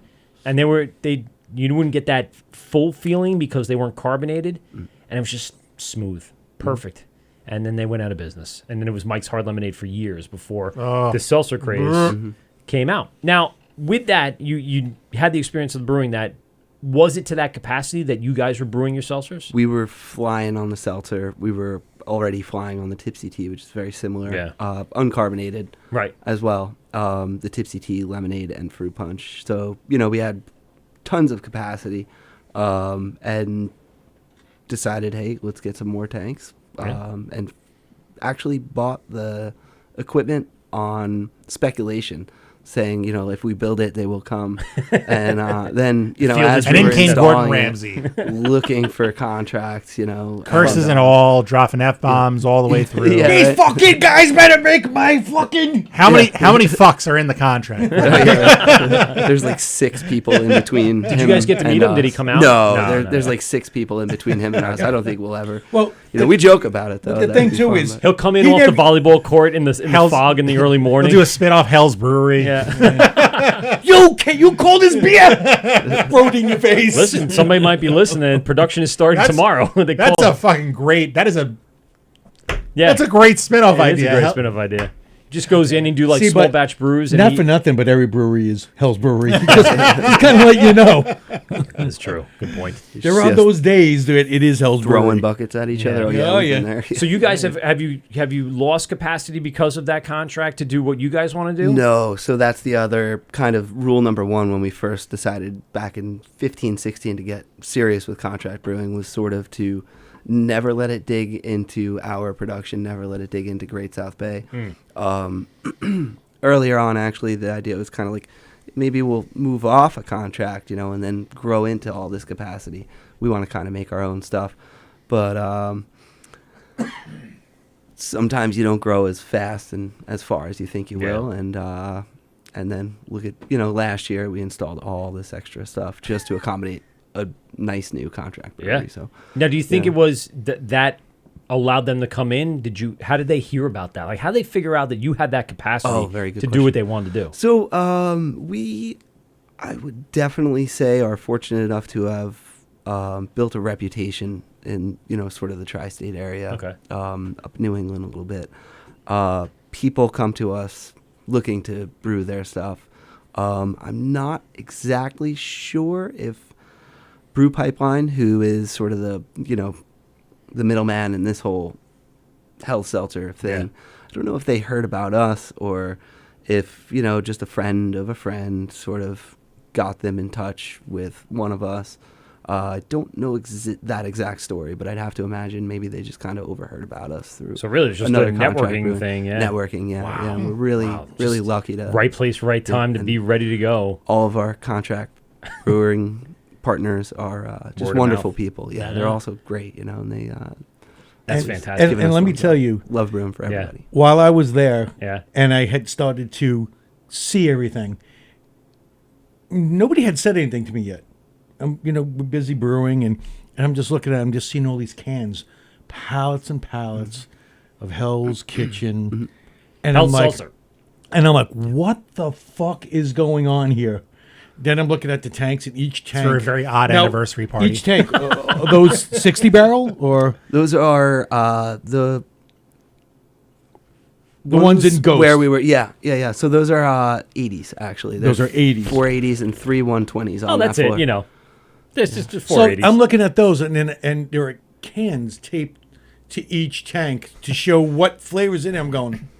Yeah, we were getting a little confused. Right now, I think Well, we when have you take a sample and you look at it, and you're like, Everything's clear. okay, that looks all fucking the same. color, yeah. Now we have clipboards on those tanks. That's it. I There you hope, go. but But- yeah, we were just taping them. I was just like, all right, what? And then now it's all coming together. Now I'm looking at the line, and like you said, it's this double dragon looking goose that comes together, and then it goes all the way into the pasteurizer, and I'm like, Yeah, it runs about 120 feet off. I'm like, all right, this is something serious. So I'm like, all right, Paul, what is going on over here? what's going on? And he's like, all right, let's give me shut the fuck up. Now we can talk openly. yeah, Cats out I of didn't the sign But, and anything, then like so I what is said. he? Yeah. You know what happens is this Anton Parr representative's there, and they're taking samples. So of course, you have to have some of the sample. Nosy Oh, that Steve was comes cool. walking Yeah, over. Hey Dennis was guys. there with the C box. Yes. I was like, Dennis, like, I really can't. I don't think we really need this now. We just dropped, a lot of money. He's like, I'm in town. I'll come by, check on the equipment that you bought. You got to see this C box, which is cool. I was like, all right, cool. And he's checking our carbonation again with another really expensive Anton Parr instrument. Maybe next year. That was kind of the idea. See how the Hell's Seltzer yeah, sells. Yeah. Listen, I think all the people online are sniffing out the seltzer talk because there's a bunch of people checking in now. Ryan Hannon's checking in. Robert C. 1990. You got E. Campbell. Hopscotch and Dan from Long Beach Brewing Company. Brian Hey, over Dan. at Barnshed, I believe it's probably Brian, if not one of his guys. And then Kim Halter is checking in. Hey, everybody on Instagram. Listen, we're going to jump off Instagram, go over to YouTube and Facebook, type in the Wort of Podcast, and you will find us live, full video, full audio over there on YouTube. And we will be back in a few minutes. But we have a special, very special segment coming up with Greg from Great South Bay in just a minute. So join us back here on Instagram Live. Are we actually taking a break? We haven't taken No, a break. no. I'm I just, was saying. we From never, that, we haven't taken a break in a break. while. we don't we break used to anymore. break. We used to break when our shows went pre-COVID. 4 hours. Our 4-hour shows were just getting way too much. So now we do 2 hours tight with no breaks, unless you really, really have to pee, and then you can break anytime you like. Yeah. I have to give me a few minutes to cue this up, but so the seltzer thing has really taken off. You guys are contracting. Are you again? You have a separate system for you, so you're still doing Tipsy Tea on that system. This system, give us the ins and outs from Bright Tank. Are we carbing in the Bright? Is it the forced same carbonation? equipment? What's Is it the same type of brewing equipment to brew this seltzer as it is to make beer? It's a good question. So, it's a little kind of secret, Okay. but no, we're bringing in what's called a neutral sugar base. So we're bringing in a high alcohol sugar base that is manufactured for us, and then we're doing all Okay. the blending, Got carbonation, it. packaging on site. Yeah. So Is it it's like a syrup that like that? no, just Okay. like a 16% alcohol by Stop volume. digging. I'm just curious. it's like Neutral- seltzer neutral. moonshine. Neutral sugar base. and so all the flavoring is done. Yep. Oh, Yep. okay. Flavoring, Got carbonation, it. back Got it. liquoring, and packaging. Yeah. And so you guys dropped a ton of money on this. Do you have a timetable on the contract? How long does it last for? How many? Oh. Is it capacity? Is it time? What's it? Starting off, I believe it's kind of first 3 years. We're going to be doing approximately 6,000 cases a week.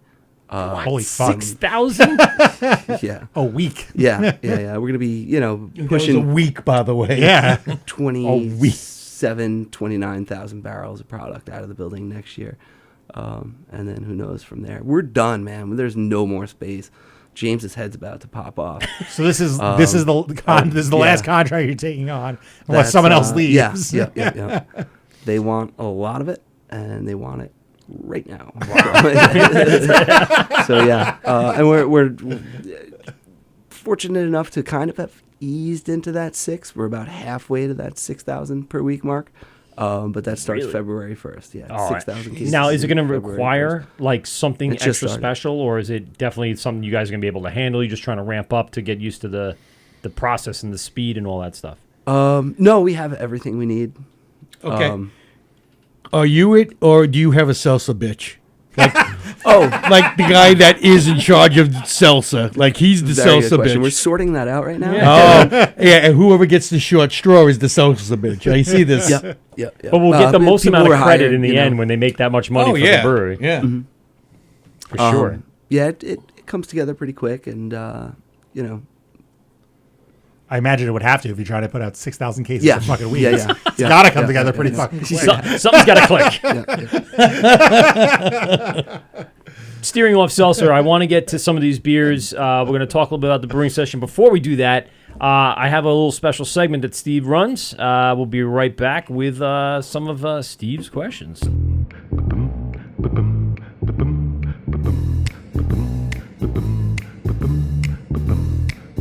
Hey, you cool hep cats.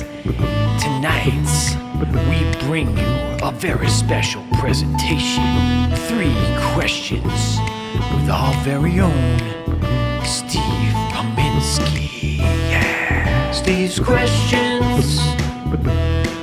3 questions from Steve. 3 questions. Steve's questions go. So easy to make people feel cool when they hear like the when you get a little skit scat. Steven, take it away. Yes.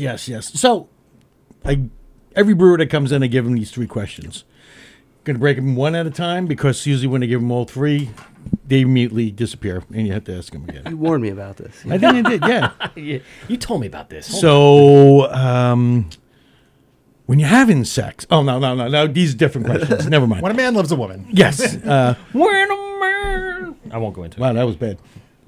I didn't have my pitch tune, so You didn't have your tuner? yeah, I didn't have it. Okay. My pitch pipe. The pitch pipe? I have a pitch pipe. Burp. How much weed can you pack into it? Oh, That's the wrong kind of pipe. oh, wrong. Okay. All right. So, way back when, what was that first beer that you had that turned you on to, say, craft beer, not macro beer? What was that beer you're like, wow, what's going on here? I got to kind of find more of this. Yeah. Very good question. Of course, we were all drinking beer back in high school. I know this beer. No.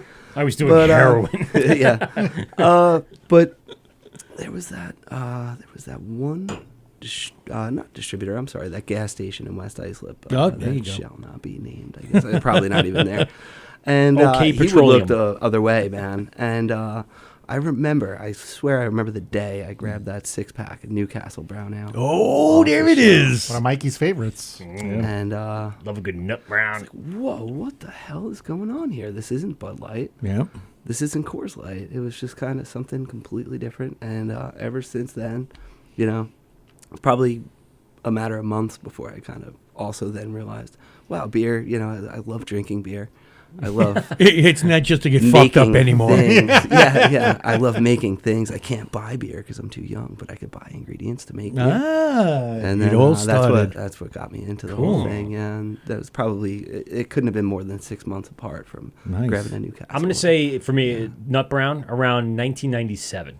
I know that sounds possibly even early on, but that's my senior year of high school when we were looking for something more than just Corona or Heineken, or even at that point it was Milwaukee's Beast or whatever the cheapest Natty Light. Natty Light. Crushing a lot of those. Meisterbrow. Not as much. Probably a little too much flavor for me. If I remember, I was like, this is a lot of flavor in a beer that I'm just not ready for. But that was, when I had Nut Brown, I went, oh, this is not beer. This is dessert. I love this. Something else. Yeah. That was a Eye-opening. good answer. A lot of people say some of the standard answers, which is not necessarily bad because we all kind of grew up in a different way. But that one I remember specifically, 1997. I'm going to say probably April or May. That's exactly when I had my first Nut Brown and went, yes, sir. Yeah. Something to Still delicious. Yeah, still good. Hell yeah. Yeah. Especially Did on it tap. change? I know they sold and some wacky stuff happened. I don't know. Some things, I guess, memory and Well, maybe it's it tastes the same. international too, so it's hard to kind of put your finger on, what goes on. Right. Follow the trades. Right. I get the trades. Sometimes I hear them, sometimes I don't. But yeah, it's one of those beers that stood out for sure. This one is always an interesting question because every brewer is like, what's your favorite style? Saison. I like that quick answer. Love it. Absolutely. Like that quick answer. What was the saison When do you you bring guys? another saison? Yeah, when was it? What was the first one you That's guys one did of on? my Geez, that favorite was styles. conscious Yes. sedation, but it was shit. spelt I funny. remember that 'cause Yes. the TTB said absolutely not. You're not so we're like, all right, and then it was like spelled S, like it Yeah. ended in saison, but like the Azon. I don't know. There was some D's and Z's in there, but it was pronounced conscious sedation. All right, we might have a phone call here. This is the Word with Mike, Pete, and Steve, GovsRadio.com. Who do we got on the phone? O'Toole. Who is this? O'Toole. Oh, I know who this is. What's up? The Great South Bay in Bayshore, right? That's correct. Yep. My buddies were there this weekend. They had a phenomenal time. There you go. Oh, awesome. Glad you guys liked it. Yeah. This was one of those big weekends, right? You guys must have been crushing it. You have a huge, huge yeah. capacity in that tasting room. Yeah. Lots of places to go. Lots of room for activities. Mm-hmm. What day did they go? Do you know? They went on Saturday, about 6 of them. Nice. Okay. Oh, I was Nice. there. They said it was phenomenal. It's funny because my buddy listens in California. He thinks Pete's the talent, by the way. Hi, Grass. Hashtag Pete's the talent. Hi, Pete. It's How are Anthony. you? We want to rebrand Anthony now. Want to read? It's Anthony. Yeah, Hey, I'm a Anthony. regular caller now. Yes. I'm a regular caller now. Yeah, Pete. Anthony from Farmingdale. Go ahead. Anthony. You're on the phone. Hey, Anthony. Farmingdale. Yeah. So, hi, Steve. How are you? I'm good, Ant. Steve, I've been talking about you a lot to Michael. I really was thinking about opening up a bar, and I really think that your knowledge and everything would help us out a lot. So I just see the future. If you ever get a text or a phone call, Well, respond to me, okay? the problem is that Mike is the talent, so So he's the talent. I can bartend, but I can't run a bar. That's for sure. I do Mike's not have that the time. talent, Steve. He's too stuck up for it. oh, jeez, wow. Yeah. So they told me they All right. Last time Anthony's been on the phone for. I'm just kidding with you. it's been too long. I know it has. Listen. So when you went to Alewife a couple weeks ago, right? Yes. Now, how is Alewife doing? Because I know when we talked to them last, the tasting room was just getting open. It was like mid-COVID. It's not even open yet. I don't think they got the ordinance to open up yet. I thought they had the outdoor area. They do have the outdoor area, Okay. but Michael, it's 45 fucking. my friend, 45 degrees. You can out. curse. I don't. No one cares. Poo-poos, It's 45 pee-pees. fucking degrees out. Do you want? No, but they were opened over the summer, and they did a really great job on accommodating people during that time. And I want to talk to Greg about that because they have this huge outdoor area, and I'm sure it helps sustain the brewery. Same thing with Alewife. I mean, you're in the city. You have limited capacity outside. They did a great job on kind of maximizing their space. And I saw it. I passed it the other day to go. Do you remember the bar that was on Bar Rescue with the firefighters? It was a bar. The two brothers beat the shit out of each other. all the time. I faintly remember. I don't know what the name of it was, but yes, I do know which one you're talking about. So I was bringing everybody out for Thanksgiving, and we walked over there, and I took a look in there. It's beautiful, and it's huge. Nice. It's big.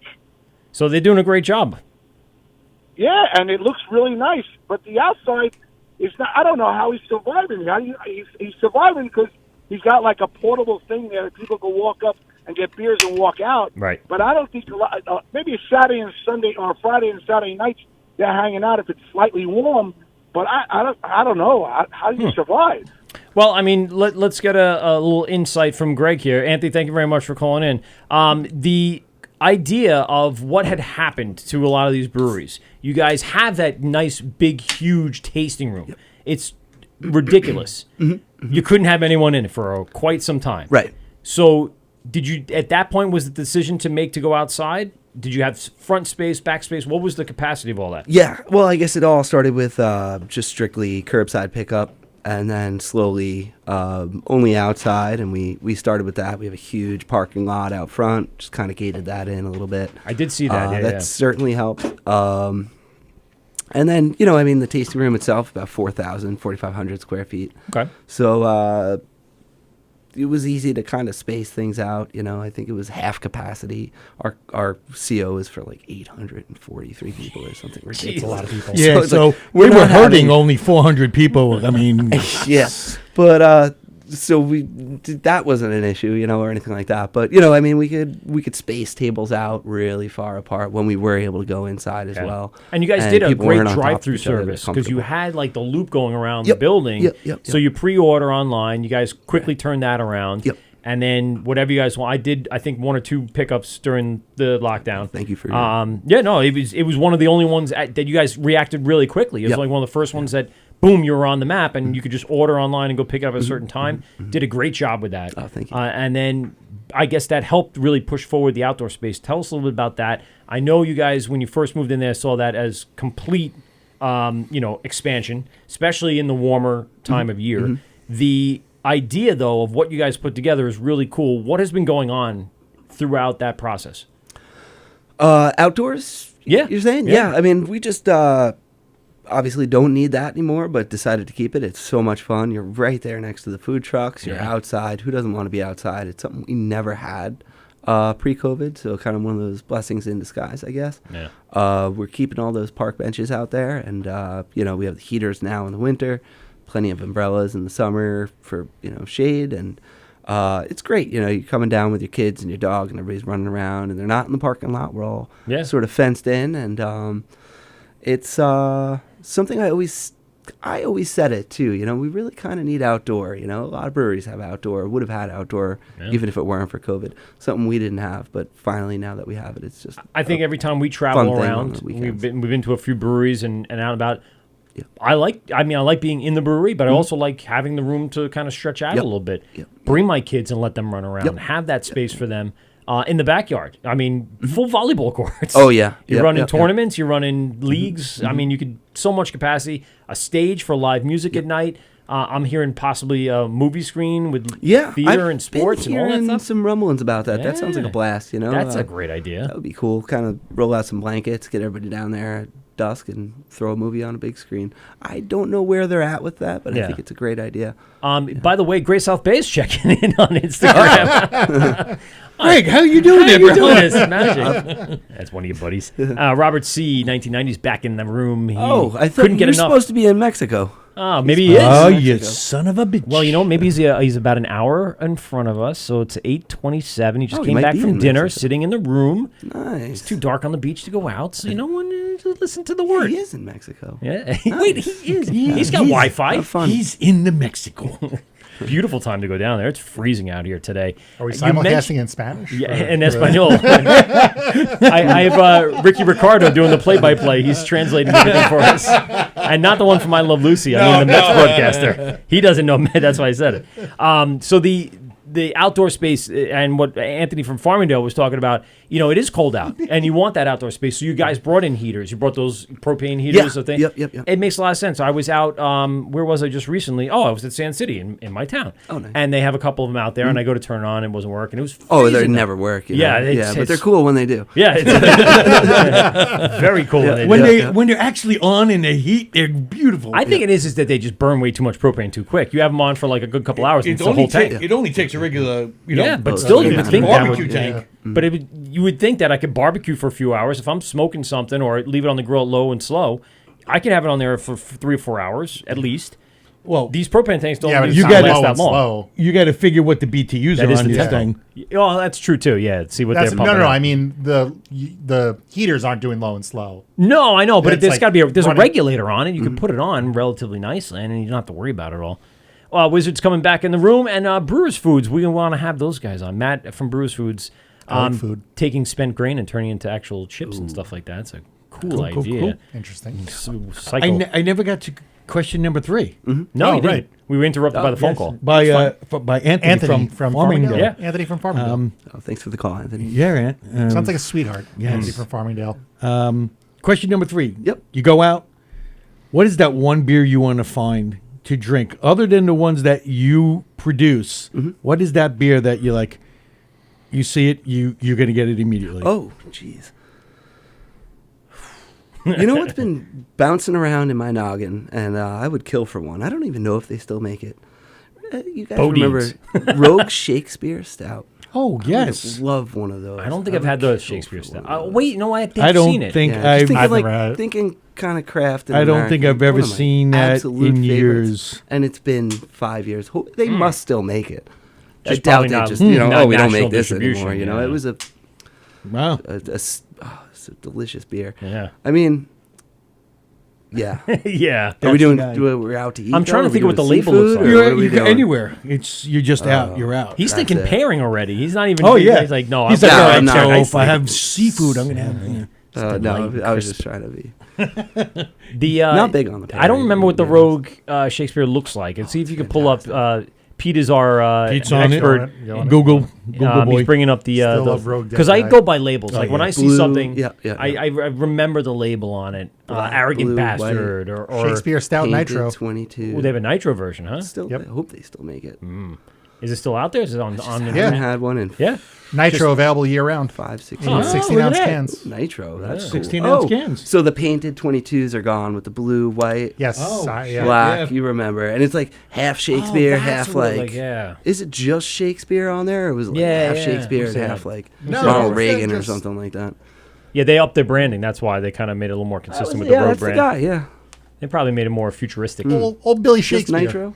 Oh, Billy. Oh, Billy. Just off the top of my head. Yeah. You know, that's something I'd You love see it on to- the menu. Oh, It's coming bought. your way. It's bought. Yeah. Oh yeah, okay. I do recall the logo, but it's not what I remember having. It wasn't a standout to me. What little different than favorite beer? True, right? Well, that's true. Saison DuPont. Just gotta Like this squeeze is that just in. an extra. Nah. We're gonna do an extra one today. Oh, you got a fourth Do it. question? I got to What- redo the whole song. it just can't because he's like Son of a he's bitch. kind of like. You make me redo songs and such. What is something you had recently that you're like, oh shit? While you're thinking, Wizard's coming in with I Saison don't get DuPont. it, Yeah. Joe is coming in with Sierra Pale. That's a Two, common like, one for sure. All I drink, basically. Yeah. Those two. Yeah. Where I was like, holy shit. See, I don't get out enough, unfortunately. You know. So he's in the brewery and he's pulling off this tank of this seltzer. And he's like, holy shit! What is it? Available soon in the tap room. Man, Yeah. now I'm on the spot. Really well, you know. I thought I'd get the radio jitters, and now here I am. I'm like really on. Great South Bay checking in. We'll keep it G-rated. know. Jeez, but I don't know if you guys Hoof-Hearted Bullock. Oh, cool. Yeah. You guys tried that? Yeah. That one knocked my socks Yeah. off. It's like Um, really kind of like sent shivers down my spine. Wow, this is one of the fucking greatest beers I've had all year. Is I it, is knew it a he'd be able to seasonal? think of it. Is that It a wasn't too seasonal? recent, too. I feel like that one I don't see as much because Because they put out a lot of IPA stuff, so it's a couple tough one to. times they've brewed that one. Yeah, we're Ben More than Dems a is couple years in a saying row. Celebration. Delicious. Celebration's a good one as well. Yeah, shit. that one comes out. That just came out a few weeks ago. I remember them advertising that. That's another one where I go, oh yeah, I forgot about this beer. You forget about it throughout the summer, and then you have it. Oh, there's that then on top of the pail. Oh, and people having. you guys are onto it already. Oh yeah. This is good. A good sour. Tell us a little bit about this, because sour is one of the newer kind of things that people enjoy. Yep. It obviously kind of satisfies both your avid beer drinkers and people who are entry level beer drinkers. Yep. And so this is a sour ale, as opposed to maybe a Goza with a little more salt profile. Strawberry and pear is a good combination. Like it very much. Tell us a little bit about this one. Yeah, for sure. Every once in a while, we'll kind of come up with a label first, which is interesting, and it's just kind of like, Gushers, those fruit snacks that we all enjoyed as children. Maybe not you guys. I don't know. It might be a No, little I bit. used to love Gushers. I still eat them. So the idea, Like a kid. Oh, they of still course do? it- Yeah. Oh, yeah. Oh, how about Oh, yeah. Child, you. They make tropical gushers now and all this crap. It kind of reminds me a little more like the tropical part with the pear. Yeah, so that's the thing. The fun part. Well, what is the first thing you do? Like, oh, we're gonna make a Crushers. Oh, sick label. Now we got to come up with a beer. This should be fun. And the idea, these fruit snacks, they use a lot of pear for kind of the filler fruit. Yeah. Because they don't want to use the strawberries. The pear's cheap, and Yep. we were kind of like, pear. That pear in those gushers is just there as the filler. It's really the strawberries. And it's the muted. It's not an over-the-top berries flavor, no and matter the how much you put orange. in. Right. But it kind of, after we got a box and started scarfing them down, we were kind of like, you know what, we kind of got to use pear here. And we got to build that And skate then park. some strawberry and the skate park, afterwards. But it's just pretty straightforward, regular American kettle sour with some fruit added in the We're using fermenter. puree. We're using a concentrated. Concentrated. Yeah, There you concentrated go. juice. So it's especially useful when we're kind of looking for a little bit of a stronger ABV. We can kind of keep the mash low. Yeah, and just 'cause those blast sugars a in that, bunch yeah. of concentrated. The 65 bricks. The pear keeps it very dry. You get like a nice dry aftertaste instead of that like tart or yeah, over yeah. the top sweetness.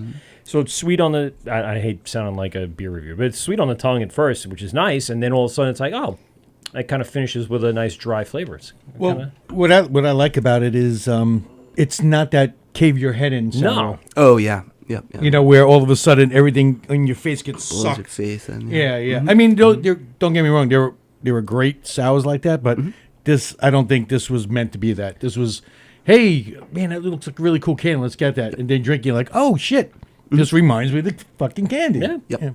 I have become the taste tester for my wife who loves sours. We had the high C.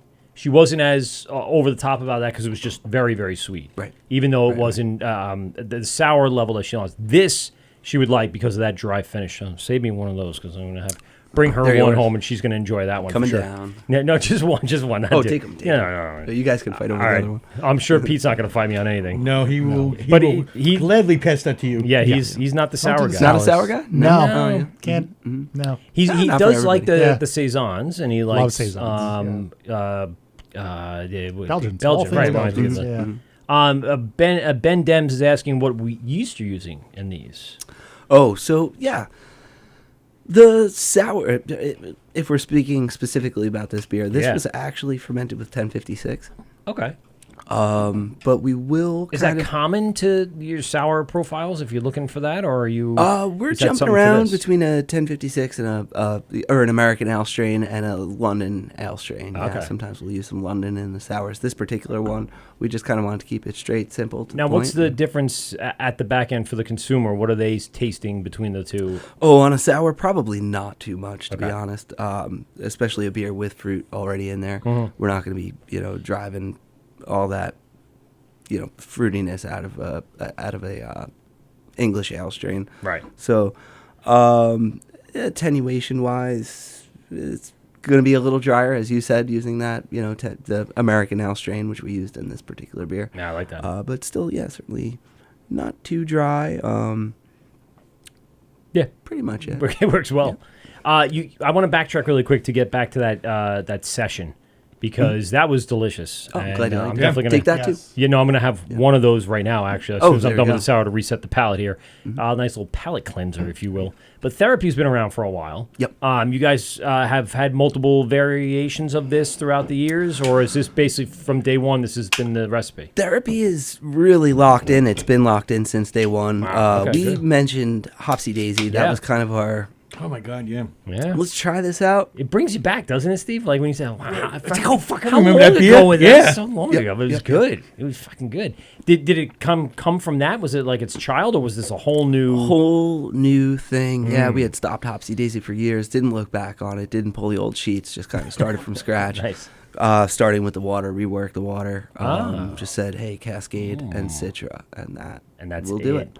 Yeah, And it's good. Yeah, It's a nice it's very profile good. on the hops, and again, not over the top ABV. As we say, bring them down to the beach. If you're an IPA fan, that's Yeah. the one to just kind of. It's my jam. Yeah, I love it for sure. I love it. And backtrack to the cream ale that we started with tonight. Give us a little breakdown of that. Oh yeah, so started with Jetty regular, but this is Jetty Light. Only available on draft in the tasting room. Now, what makes it light? You We just calorie wanted wise to, or just light tasting? Good LIT question. or LIGHT? I don't know which word they're using on the board in the tasting room, but Can another confirm nor deny? I'm going LITE. And the idea was Jetty, this 5.5% ABV cream ale brewed with orange blossom honey, which has won us so many incredible awards, has driven sales in the tasting room, is the #1 seller. Oh, wow. Maybe half the weekends head to head with Blonde Ambition. Yeah. We just kind of wanted to make a light one and see how it comes out, and that's what we did. We just kind of brewed a 15 of it, and it was no more complicated than basically slashing the entire recipe. Oh. So you said it was just 2/3 of a... 2/3, and including the amount of honey, and it's just so similar, but because it's lighter, it's really a different beer, and side by side, it's like, whoa, But if you just crack a Jetty Light for the first time, you're like, oh, I know this beer. So 3.6, and I love it. Yeah, Robert C. 1990 on Instagram is asking a question. Any way basil in the rye will ever come back? Wow, there's another Basil in the one. rye. It's a hard no, Yeah, Robert. that- Hard no. All right, no. If I'm not mistaken, that one got a little funky. Well, the shelf life on things that have like department. natural ingredients in them like that, besides hops, that tend to hold up a little better during the brewing process. But does a basil leaf hold up over time? I know it comes from the same something funny. area, right? Like basil and hops are in the same genus somewhere I in there? cannot drink anything with basil in it That wasn't a- because it repeats on me all night, and I feel like I You ate burp it up pizza. basil. Yeah. Oh, a good margarita pizza that you're just like, oh, I shouldn't have done that. Should have pulled those basil leaves off. You know what is that one beer? Every brewery has that beer where you go to and you drink it and you go, what the fuck is going on here?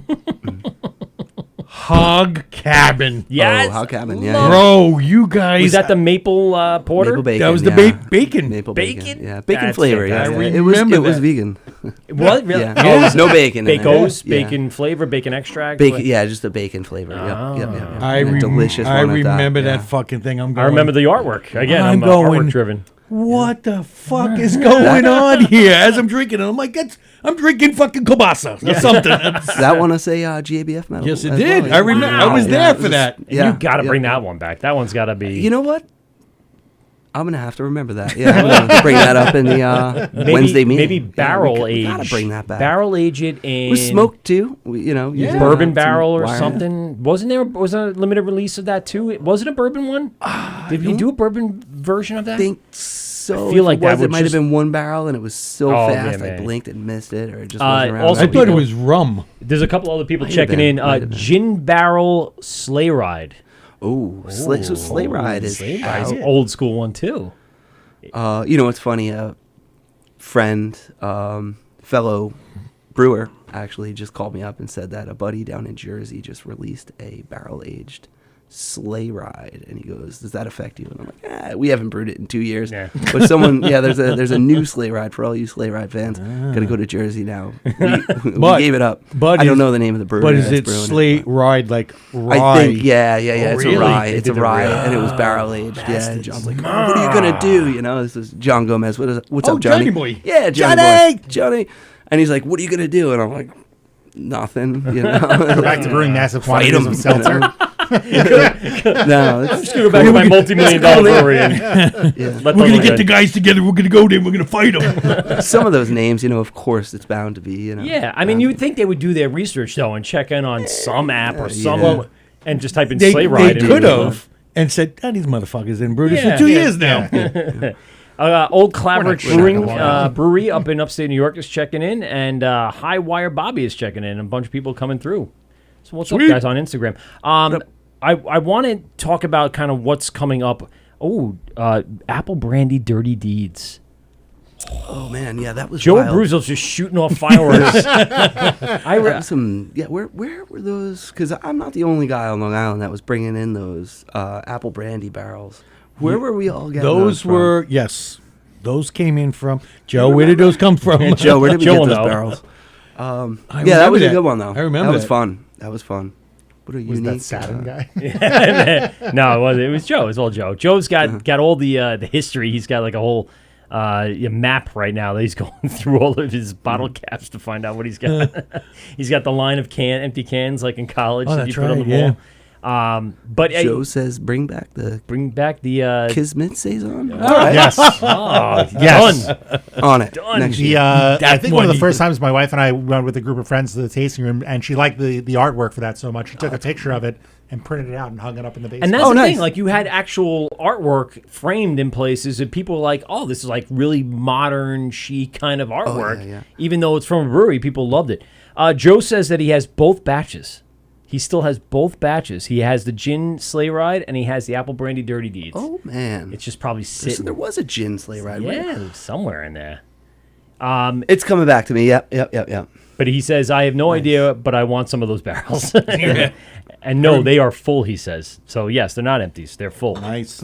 Sweet. Hearing us in a little bit of delay. So he will have to, at one point, do like a 15th, 20th anniversary cracking open of the bottles. That'll be unbelievable.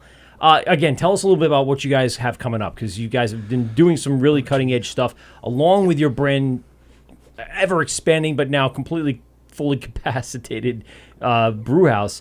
What are the next few things that you guys are going to be coming out with? Yeah, good question. Beer-wise. Beer-wise. Yeah. I was gonna say, Marauder. equipment-wise, or Say Marauder. There is no more room. Say Marauder? Yeah, it is. Everybody's asking Marauder. God, it's gonna have to come back. Yeah, I think it eventually. does. That and the Everybody's Kismet. driving No, Marauder. and I would say Kismet, Hippocratic yeah. Oath would I'm have with to you on come that back, one. too. I mean, that was one of my The Oath, favorites. yeah, The Imperial as- IPA is just... Almost as a. Just do the Stones thing. Just play that the far fucking hits, back, Greg. We were I look back at the Oath and think Yeah. like, wow, we were kind of afraid of hops back then. I mean, it was Yeah. almost a barley wine, and I almost want to bring that back. I almost as the want to barley open wine my that I bottle with his remember. bottles. He has his Yeah, bottles, I have mine, and we'll crack them open and see how they stood the test of time. Do a bottle share at WA. Oh, don't tell him. He already did it. Damn it. How about Muskrat? Beer wise, Muscat Love, yeah, Muscat. Muscat It Love. was the Yeah. trip, the Pro-Am Brian triple. Giebel, Brian Giebel. That was That was very that good. that was a big one. I remember Another one. God, what's the? I think it was Gold? Armadillo Grill in Babylon Village, and got fucking hammered Yep. at dinner with some of those. Oh, that got Muskrat? some people in trouble. I- yeah. yeah. Guilty. Like some actual After- trouble with the law. Like there's For sure. one definite story. After we get off the air, I have a little story about Oh, that boy. Muscat. Yeah. And it's fucking hysterical. But we won't say it on the air. All right. It'll be between us. And I don't think Wizard could use any more capitals and exclamation points, but he said Marauder as well. So yeah. See, there we go. Marauder. you're going to have at least a case gone. You can just count on that. You can count on that. So what do we got coming beer-wise, up? what happened to Brett? Yeah, I don't know. Maybe I just don't get out much. I want to see some Brett Yeah. in Great South Bay. that'd be good. One time. A Bread IPA. Fun. I Yeah, like a good maybe. Bread IPA. Maybe IPA. So can you say sour seltzers? IPA. That's not a bad idea. I mean, it does go well. If you have a carbonated seltzer and you just do a little tinge, you're right back where you are with the sour beer. You're kind of right there. You just got the fruit flavor. It's dry. Do a little kettle sour with it. That's an interesting one. That might be the next big thing. Throwing it out there. Time stamp. 9/48, November 29th. I still think Hell's Brewery 2021. is the next big idea. It's already done. It's already It's done. already been done. Yeah, what's going on? What's in the tanks? What do we got coming out? What's the next few steps here? A little bit of a slower time for us right Yeah. now. What is in the tanks right now? Dylan's Cloud Out Dank Ale. What What is is a dank that? ale, Dylan? I don't know. He couldn't make Oh, it tonight, it's- unfortunately. I 'cause remember this he's the only conversation. one that can describe it. You're just gonna have It's to come actually, down. they submitted this taste. style, and the TTB took it. Oh yeah. So on the what? To label one it of- just says dank ale. It says Yeah. dank ale. Kind of drove it in. So what is it? Just wet hopped, or is it something like? Usually they need like a style descriptor. I always forget how the cola is. Yeah. Thank God for Billy Davis who's working all the colas for us. Because there's no I haven't there's filled no the cola out. in entry level style for several like years, wet but- hopped. It's just basically just DDH and then whatever the second hop edition. Well, those wet would be or, either fresh hop or yeah, but then it's not an entry but category. The idea for this was dank, like it's just got that I can't. flavor. Yeah, that I don't know. flavor, Right, it's that flavor that we all kind of go, wow, that's dank. Yeah. But you just can't. The descriptor is nobody has the descriptor. Is it weed? Not. No. It's actually not. Okay. I have no idea. Unfortunately, Of course, Dylan couldn't make it. Talking 'cause with I, Dylan that day, yeah. he was like, "Yeah, man, Obviously, you fucking it slipped can't that be in." weed, And, but it's got to be Yeah, it's something. just like, there. it's just dank ale. You know, like, Dylan, what do you think? He just said matter of fact, like, yeah. and they took it. Oh, yeah, so the TTB, I mean, usually they really kind of want a descriptor. Yeah. And this one just says dank ale. And Dylan's psyched on it because, like, normally, you know, you couldn't call it, you know, spank ale or other words. Yeah, but I think we ridiculous. forced it in there and forced it through. And now it's approved. And Dylan's he's psyched. dank ale. Dank And it's like ale. really kind of secretive, you know. Is We're that not like- really sure what a dank ale Is it Joe's It's lactose seltzer? very hop forward. Very hop forward. Yeah, I was imagining. Featuring So some you- hop products, I guess you'd say. Ah, Some of the okay. new All right. stuff So out it's there. Like stuff hop that- oils or Yeah. Yeah, tincture, hop tincture. While I was this was All the natural. great thing. So Yeah. hanging out and Dylan's That was coming over. a great night, by the way. That was a blast. It was. Yeah. Dylan coming over and he's like, one after another. He's like, hey, yeah, look at this, and it's it's either like this, almost like a paste, or it's like a syrup, and it's essential oils of the hop, and you smell it, and the aroma is unbelievable, and you Like molasses consistency? kind of, yeah. Yeah. And the thing is, you are so tempted to put your finger in it and Instead go like of- this, but we all know not to do that. You'll know that your finger Ever. will never smell the same, And and stuck on the toilet. and for- yeah, and your mouth will never recover. That's what'll happen. It'll burn that little hole, and Yeah. you'll never have receptors on your tongue ever again. A CO2 extract, I believe that was. Yeah. right? Yes, yeah. yes. Just Oh my kind of pack goodness. a bunch of hops into a tank and So we got remove stuff. Dylan's dank ale, new Dank ale, category. That'd yeah. be interesting to see if it what else? What else? catches on. Banana cream ale. Really? You know. Weird. We'll see. It's not in the tank yet, but Okay. we'll see that early It's January. moving. It's on the schedule, we'll say. Yeah, that'll be the second So it's time a we'll brew jetty banana. base, and then we're doing. Yeah, so something like that. You know, we know where Jetty's going to take us. Right. And we've brewed with bananas once, maybe twice. So it's kind of like, look back at those, check those sheets. How much banana? How are you Where are we looking to make going it with banana this? forward? Maybe a German hef yeast instead. I like and that. then just support it. Close. Okay. Just support it with some banana. But still kind of on the drawing board. It's got to happen pretty quick, though. So, yeah. Banana early saison. January. Whoa. Remember that Wells? Is that still around? It still is. Yeah. No, actually, it's different now. It's no Really? longer Wells Banana Bread because that's one of my wife's favorite. Oh yeah. The banana. Yeah, I remember It's that. like Eagle Banana. Oh, weird. Yeah, but it's the same recipe. I think someone got Weird bought bottle, out. right? And when I went to I couldn't find it at a couple different beer distributors, and Well, that's what we used to serve at the meatball place in Farmingdale. We had the banana, and people would ask for it a lot. I'm like, you really want this? But it actually wasn't terrible. It was good. it's okay. It's not That's all not my right. deal, but it's Share one with friends. kind of Yeah, thing, yeah, it was something of I like a was- novelty, but yet at the same time, some people really did like it, and they were like, "Oh yeah, I like a good banana, maybe with my cereal, little kegs and eggs." Terry's favorite. Yeah. And, Kegs but and eggs. That sounds interesting. Banana jetty Yeah. cream. Yeah. There's a lot of potential there. Banana cream ale, yeah. And I just love the idea. Maybe going half to kind of Sure. bring Yeah. out Yeah. that banana, you know. Yeah, just enough Yep. that you know there's And, banana and, there. and hook some banana in there too. Yeah, Yeah. yeah, of course. So the sugars and everything. Lego my banana, anyone? But is it a cream ale with German heavy? Oh, it's just See, now he's going wake off. up thing. Oh, yeah, you know right? what? What is going on? He'll be up all night going, oh, wait, I can't call it a... Does Eggo Waffles make a banana Eggo? Oh, that's the beer that I was talking about. It Yeah. was called Lego My Berries. Your berries, That was the name that I came up with. Yeah, Very I don't really come up with names too often, but they wanted a strawberry waffle sour. And so that like was malty but yet sour Yeah, so and strawberry, and then we did Lego My Banana. Yes. Was the second one. So it was Lego My Berries, and then Lego My Banana. And which how is did that kind of come out? funny. Was it? People loved them. Yeah, that was Yeah. one of the thumbs up year that was it from me. That was a big one. One off That's of awesome. 2000, early 2021. Yeah. Oh wow! So you guys are at pretty much full capacity. No foot space for anything else. When is the second production space open? Yeah. Oh man, so And you know, I mean, that's my we goal. can Like, go outside. We've thought about going outside with tanks, you know, just properly insulated with properly insulated Really? standpipes and heating the standpipes. So the pipes are just whoop, you know, right here on the wall. Yeah. There they are. They're heated or, you know, refrigerated if necessary. Probably not refrigerated, but insulated very well. That is an option down the road to go outside and sort of fit if you some- go to like Dogfish Head, they have banks and banks of tanks 'cause there's that are in the no outside room anymore. Yeah. There's really no room. Great Unless Divide is the same way. we have that Colorado. second tasting room that's about 2,400 square feet behind the first, you know, behind the primary tasting room that, you know, wedding receptions and stuff like that. If we have to, I mean, that's tons of space right there too, but we're good for now. We got plenty of tanks. You know? We're not at capacity, so yeah. Yeah, those 52 tanks, you know, they're My holding their own right Yeah, now. that's a lot. Yeah. It is. Definitely is. But again, seeing it come from, I remember walking in there and being like, Jesus Christ, we could play men's softball in here and Yeah, it's a and big building. skate and everything. Oh yeah, there's a lot of skating. And then right off the bat, you know, Greg had his longboard right from the beginning, and I still see him skating around in there Yeah. on it, getting from one spot to another, because it still is massive. It's still very big, especially for the island.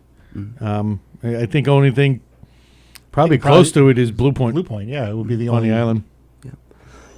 Got my start there actually. Yes, you did. You recall? Yes. And actually, I remember having a conversation with Rick when you first came on. And he had said to you, you know, hey, you know, I'm opening a brewery, you know, I think. And before, like, the words, like, left his mouth, you were like, okay, I'm in. All right. Yeah. Let's do this. And he was like, wait, I don't even have a place yet. And Greg was like, nope, we're good. Let's do this. Let's get it going.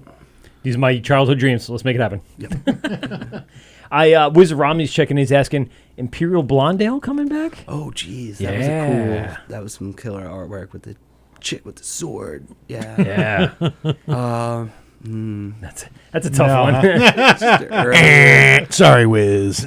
Yeah, I mean, a lot of beers. I like to use the word, like, you know, indefinite hiatus. You know, I think I used that with Marauder. Marauder, yeah. When we first walked in, we were talking about that. Wiz definitely it's coming back, but massive is probably around. not. Come on, you got to get there. Joe's asking, I remember going to Saxon Avenue with Sean Nolan and Oh, Ryan my Seb. God, yeah. Yeah, Old school, man. Sean I remember and being Ryan. there too, man. I was at Saxon a bunch of times when I found out that was there. It's the first brewery that I probably ended up in. And I'm going to say that truthfully. I don't think I was at Brooklyn first. I don't think there was any other breweries really around. And that was the first one I'm like, there's a brewery around here? Yeah, let's go. And we ended up there. Great South Bay might be the first brewery I walked into. Wow, Yeah, easily. awesome. Easily. And Well, it's a with local the- staple, and that's the point. It's like, you know, you're like one of the first class of Long Island. You, Blue Point, Long Ireland. no, Barrier was in there, but like earlier than Great South Bay? Blind Bat. Believe Yes. it or Yeah, not, very was, early. was Yeah, but they very were, early. I but mean, nobody knew. no. Nobody knew No, what was no. going on there. No. And maybe farm stand. Barrier People at was- farm. Barrier They was were right. Yeah, they were 08 or they were They, No, maybe not. No, Wait. let's see. they were making beer before us for sure. But again, they weren't at the capacity or even the relative vicinity of Suffolk County. I want to people, say so. they were probably open around 09. 9, yeah, right around we there. didn't release our first beer till 10. Well, ask Ricky. Ricky, a kid I actually used to teach, actually is now overworking there. He was going to cool. be on the show at Blue Point, so they'll swing through one day. I invited him back for like a secondary guest appearance, so they'll have fun. Come hang out on the casting couch over there, and we'll have a good time with them. But it just wasn't something that I knew about. Like, this was more like you saw it in the store. And you're like, oh, what's that? Oh, okay, Blind Ambition. Oh, okay, Master. Okay. And then it started catching on at restaurants, started catching at bars. As a bartender, you see it on tap. And it was one of the first Actually, you ones know you who see. else was around but didn't have a place? Spider-Bite. Oh, wow. Okay. Spider-Bite was around, but they didn't have anywhere. They were just contracting. Boy, Larry was really happy when you guys had a big facility. He's like, oh, the world has opened up to me. Yep. And look, Ricky's in the Instagram chat. What's up, Rick? We were just talking about Rick. If you're there and you're listening, do you know?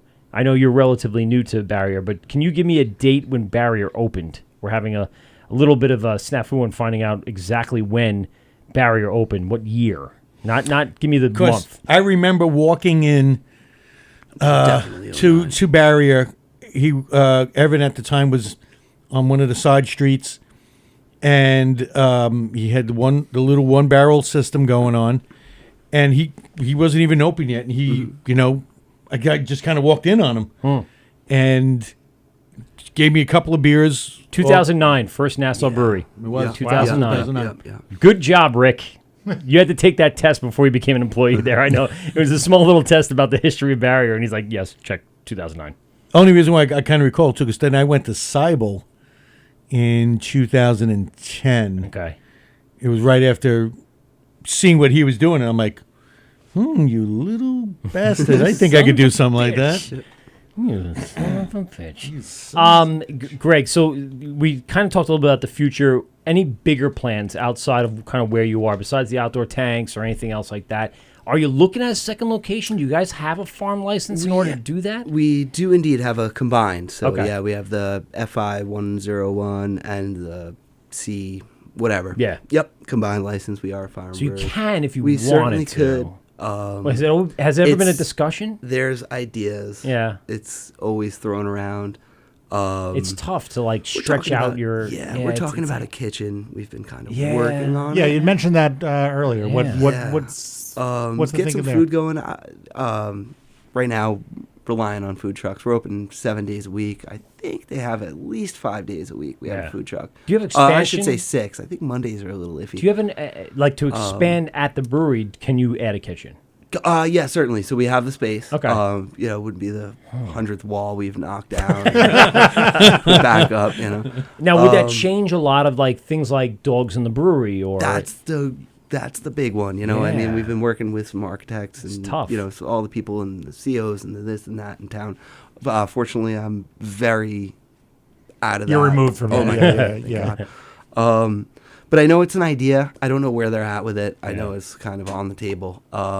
So when I saw the Great South Bay Bar or whatever that is in Bayshore or Patchogue that opened up, Oh, it's Patrick. I was Patchogue, right? I went, oh, Great South Bay's opening a bar. Oh, in yeah. a restaurant. Great South Bar. People Yeah, are Great South Bar. confusing me. I'm like, wait, where are we going? Wait, we're going back home? I haven't been. I haven't checked it out. Great place. Great South Bar. Great Right? South great Bar, place. Yeah, I got to check it out. Great place. Where is it in Patchogue? It's off of Main Street. It's the side street where Towards the East End, though, right? It's further East End, things like Darling or... no, where it's Hoptron used to be? it's that major Ocean? intersection. Ocean-ish. It's it might is it Ocean? the other It's actually right down the block from the Irish place. oh, yeah, okay, I know. Yeah. So it's like right in the center. It's Yeah. not really East or West. Okay. Yeah.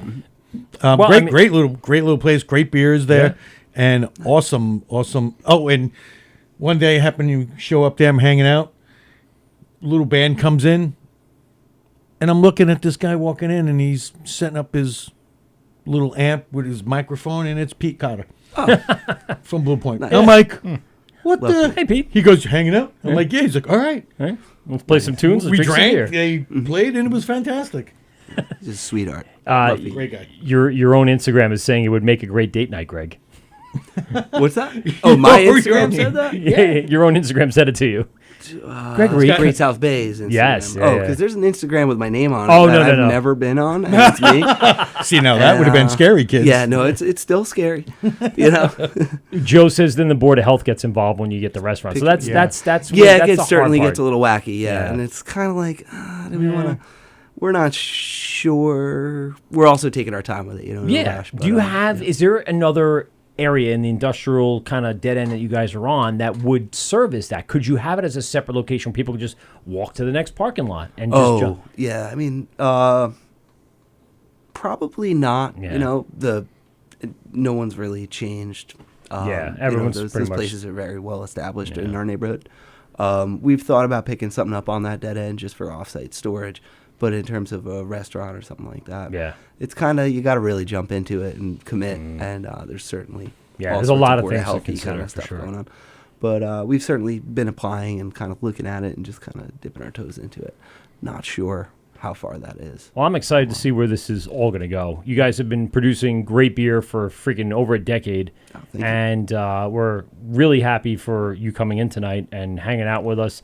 Been a pisser of a time for sure, and beer's delicious, man. That Awesome. Thank cream you, ale guys. that got me right now. I'm like, shit. I've been sleeping on cream ales for a little bit. Oh, yeah. I really like that. That's really good. And cream light, I could drink a lot of those. And when I'm watching a game and I'm drinking, 9 percenters. beer. No, 9 percenters. Oh, like I yeah, have well. been. I'm like, I can only have 2, but I really want to just keep drinking. I actually last night, I'll say this. Last night I'm watching football. It's 9:30. I'm like, should I have another beer? And the only thing I have in my fridge is like 8 to 9%. I know it sounds like a bougie problem to have, but I'm like, I kind of want something a little more like just a drink. That would be your answer. And that's the way things should be. When you have those options and you have things that you want to drink versus what you can only drink, that's something that you got to consider. Greg, give us the last big plug. Tell us all about the brewery, where people can find it, where people can visit, where you can get information, all that good stuff. Oh, okay, right on. Alrighty, come on down to Great South Bay Brewery. We're in Bayshore, New York, 25 Drexel Drive. Check us out. We're open for 7 days a week. I'm totally goofing this whole thing. No, It's a plug. lot of days a week, I which is know. good, and not everyone is. And that's the thing. Yeah, check us out, I guess. Just come on down. Check us out on Facebook, Instagram. I'm not on any of these two. I'm sorry. I'm goofing You're this smart. plug. You're smart. Stay off the Google stay off social us, media. Great South Bay Brewery. You'll find everything you need on Google. Sorry. That's the best answer. Yeah. I don't have like that. That really is. sign That and really hashtag. is the I'm best sorry. answer. Just Just Google the fuck out of us. really Great wanted to South Bay sound Brewery. You'll find so much. There's Yeah, no check reason us to out. be stupid and not just be able to find them. Go down to Throw it into Waze. Stop and Shop. Waze will tell you. Yeah, Just go down and Stop and Shop. just go You'll find anywhere. us. I mean, 7-Eleven. It's everywhere. Greg, really appreciate it. Wanted to make it sound cool. Hey, thank you guys so much. Thanks for having Thank you. me. Yeah. Awesome time, great beer, and excited to see you out and about in the environments out there. We'll catch up with you at festivals and all that other good stuff. Absolutely. Yeah. come by and Speaking of say hello, for festivals, sure. yeah, hopefully those Oh. come back. Yeah. Well, if you we guys went know to Bayfest and went to Punktoberfest, of Atlanta. course. Yeah, well, Punktoberfest. So let's talk about this really quick. So every year that we've been wanting to do Punktoberfest and reach out and say something, we've had conflicts. We've had stuff. I think 2018 we had a conflict. You had it in I think you had it in 19 if I'm not mistaken. Yeah, 19 would have been on. It would be the last one you had.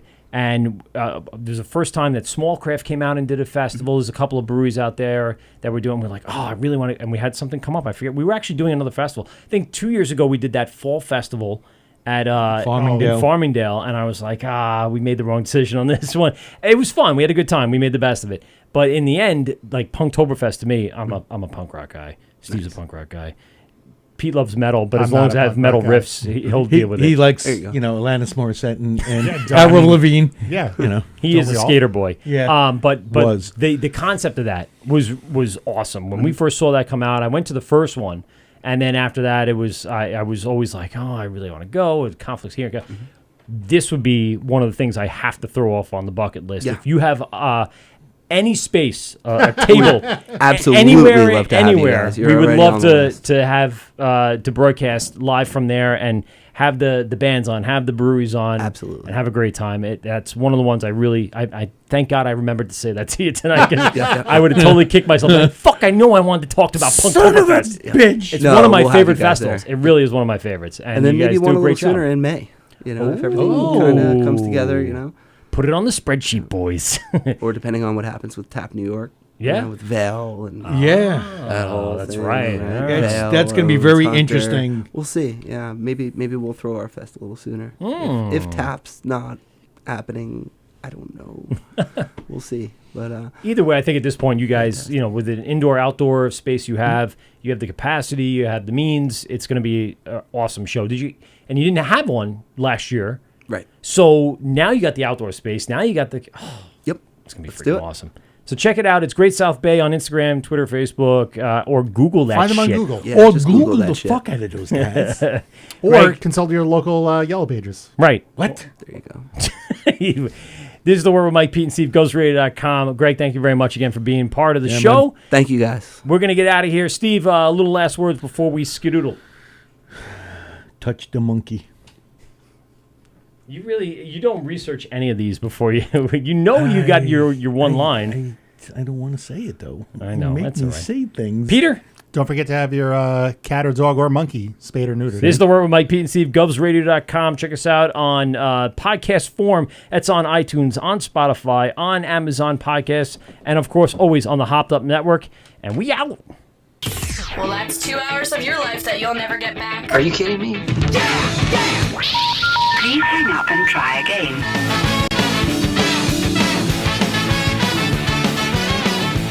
This has been The Wort on Govs Radio. I hope you're drunk enough.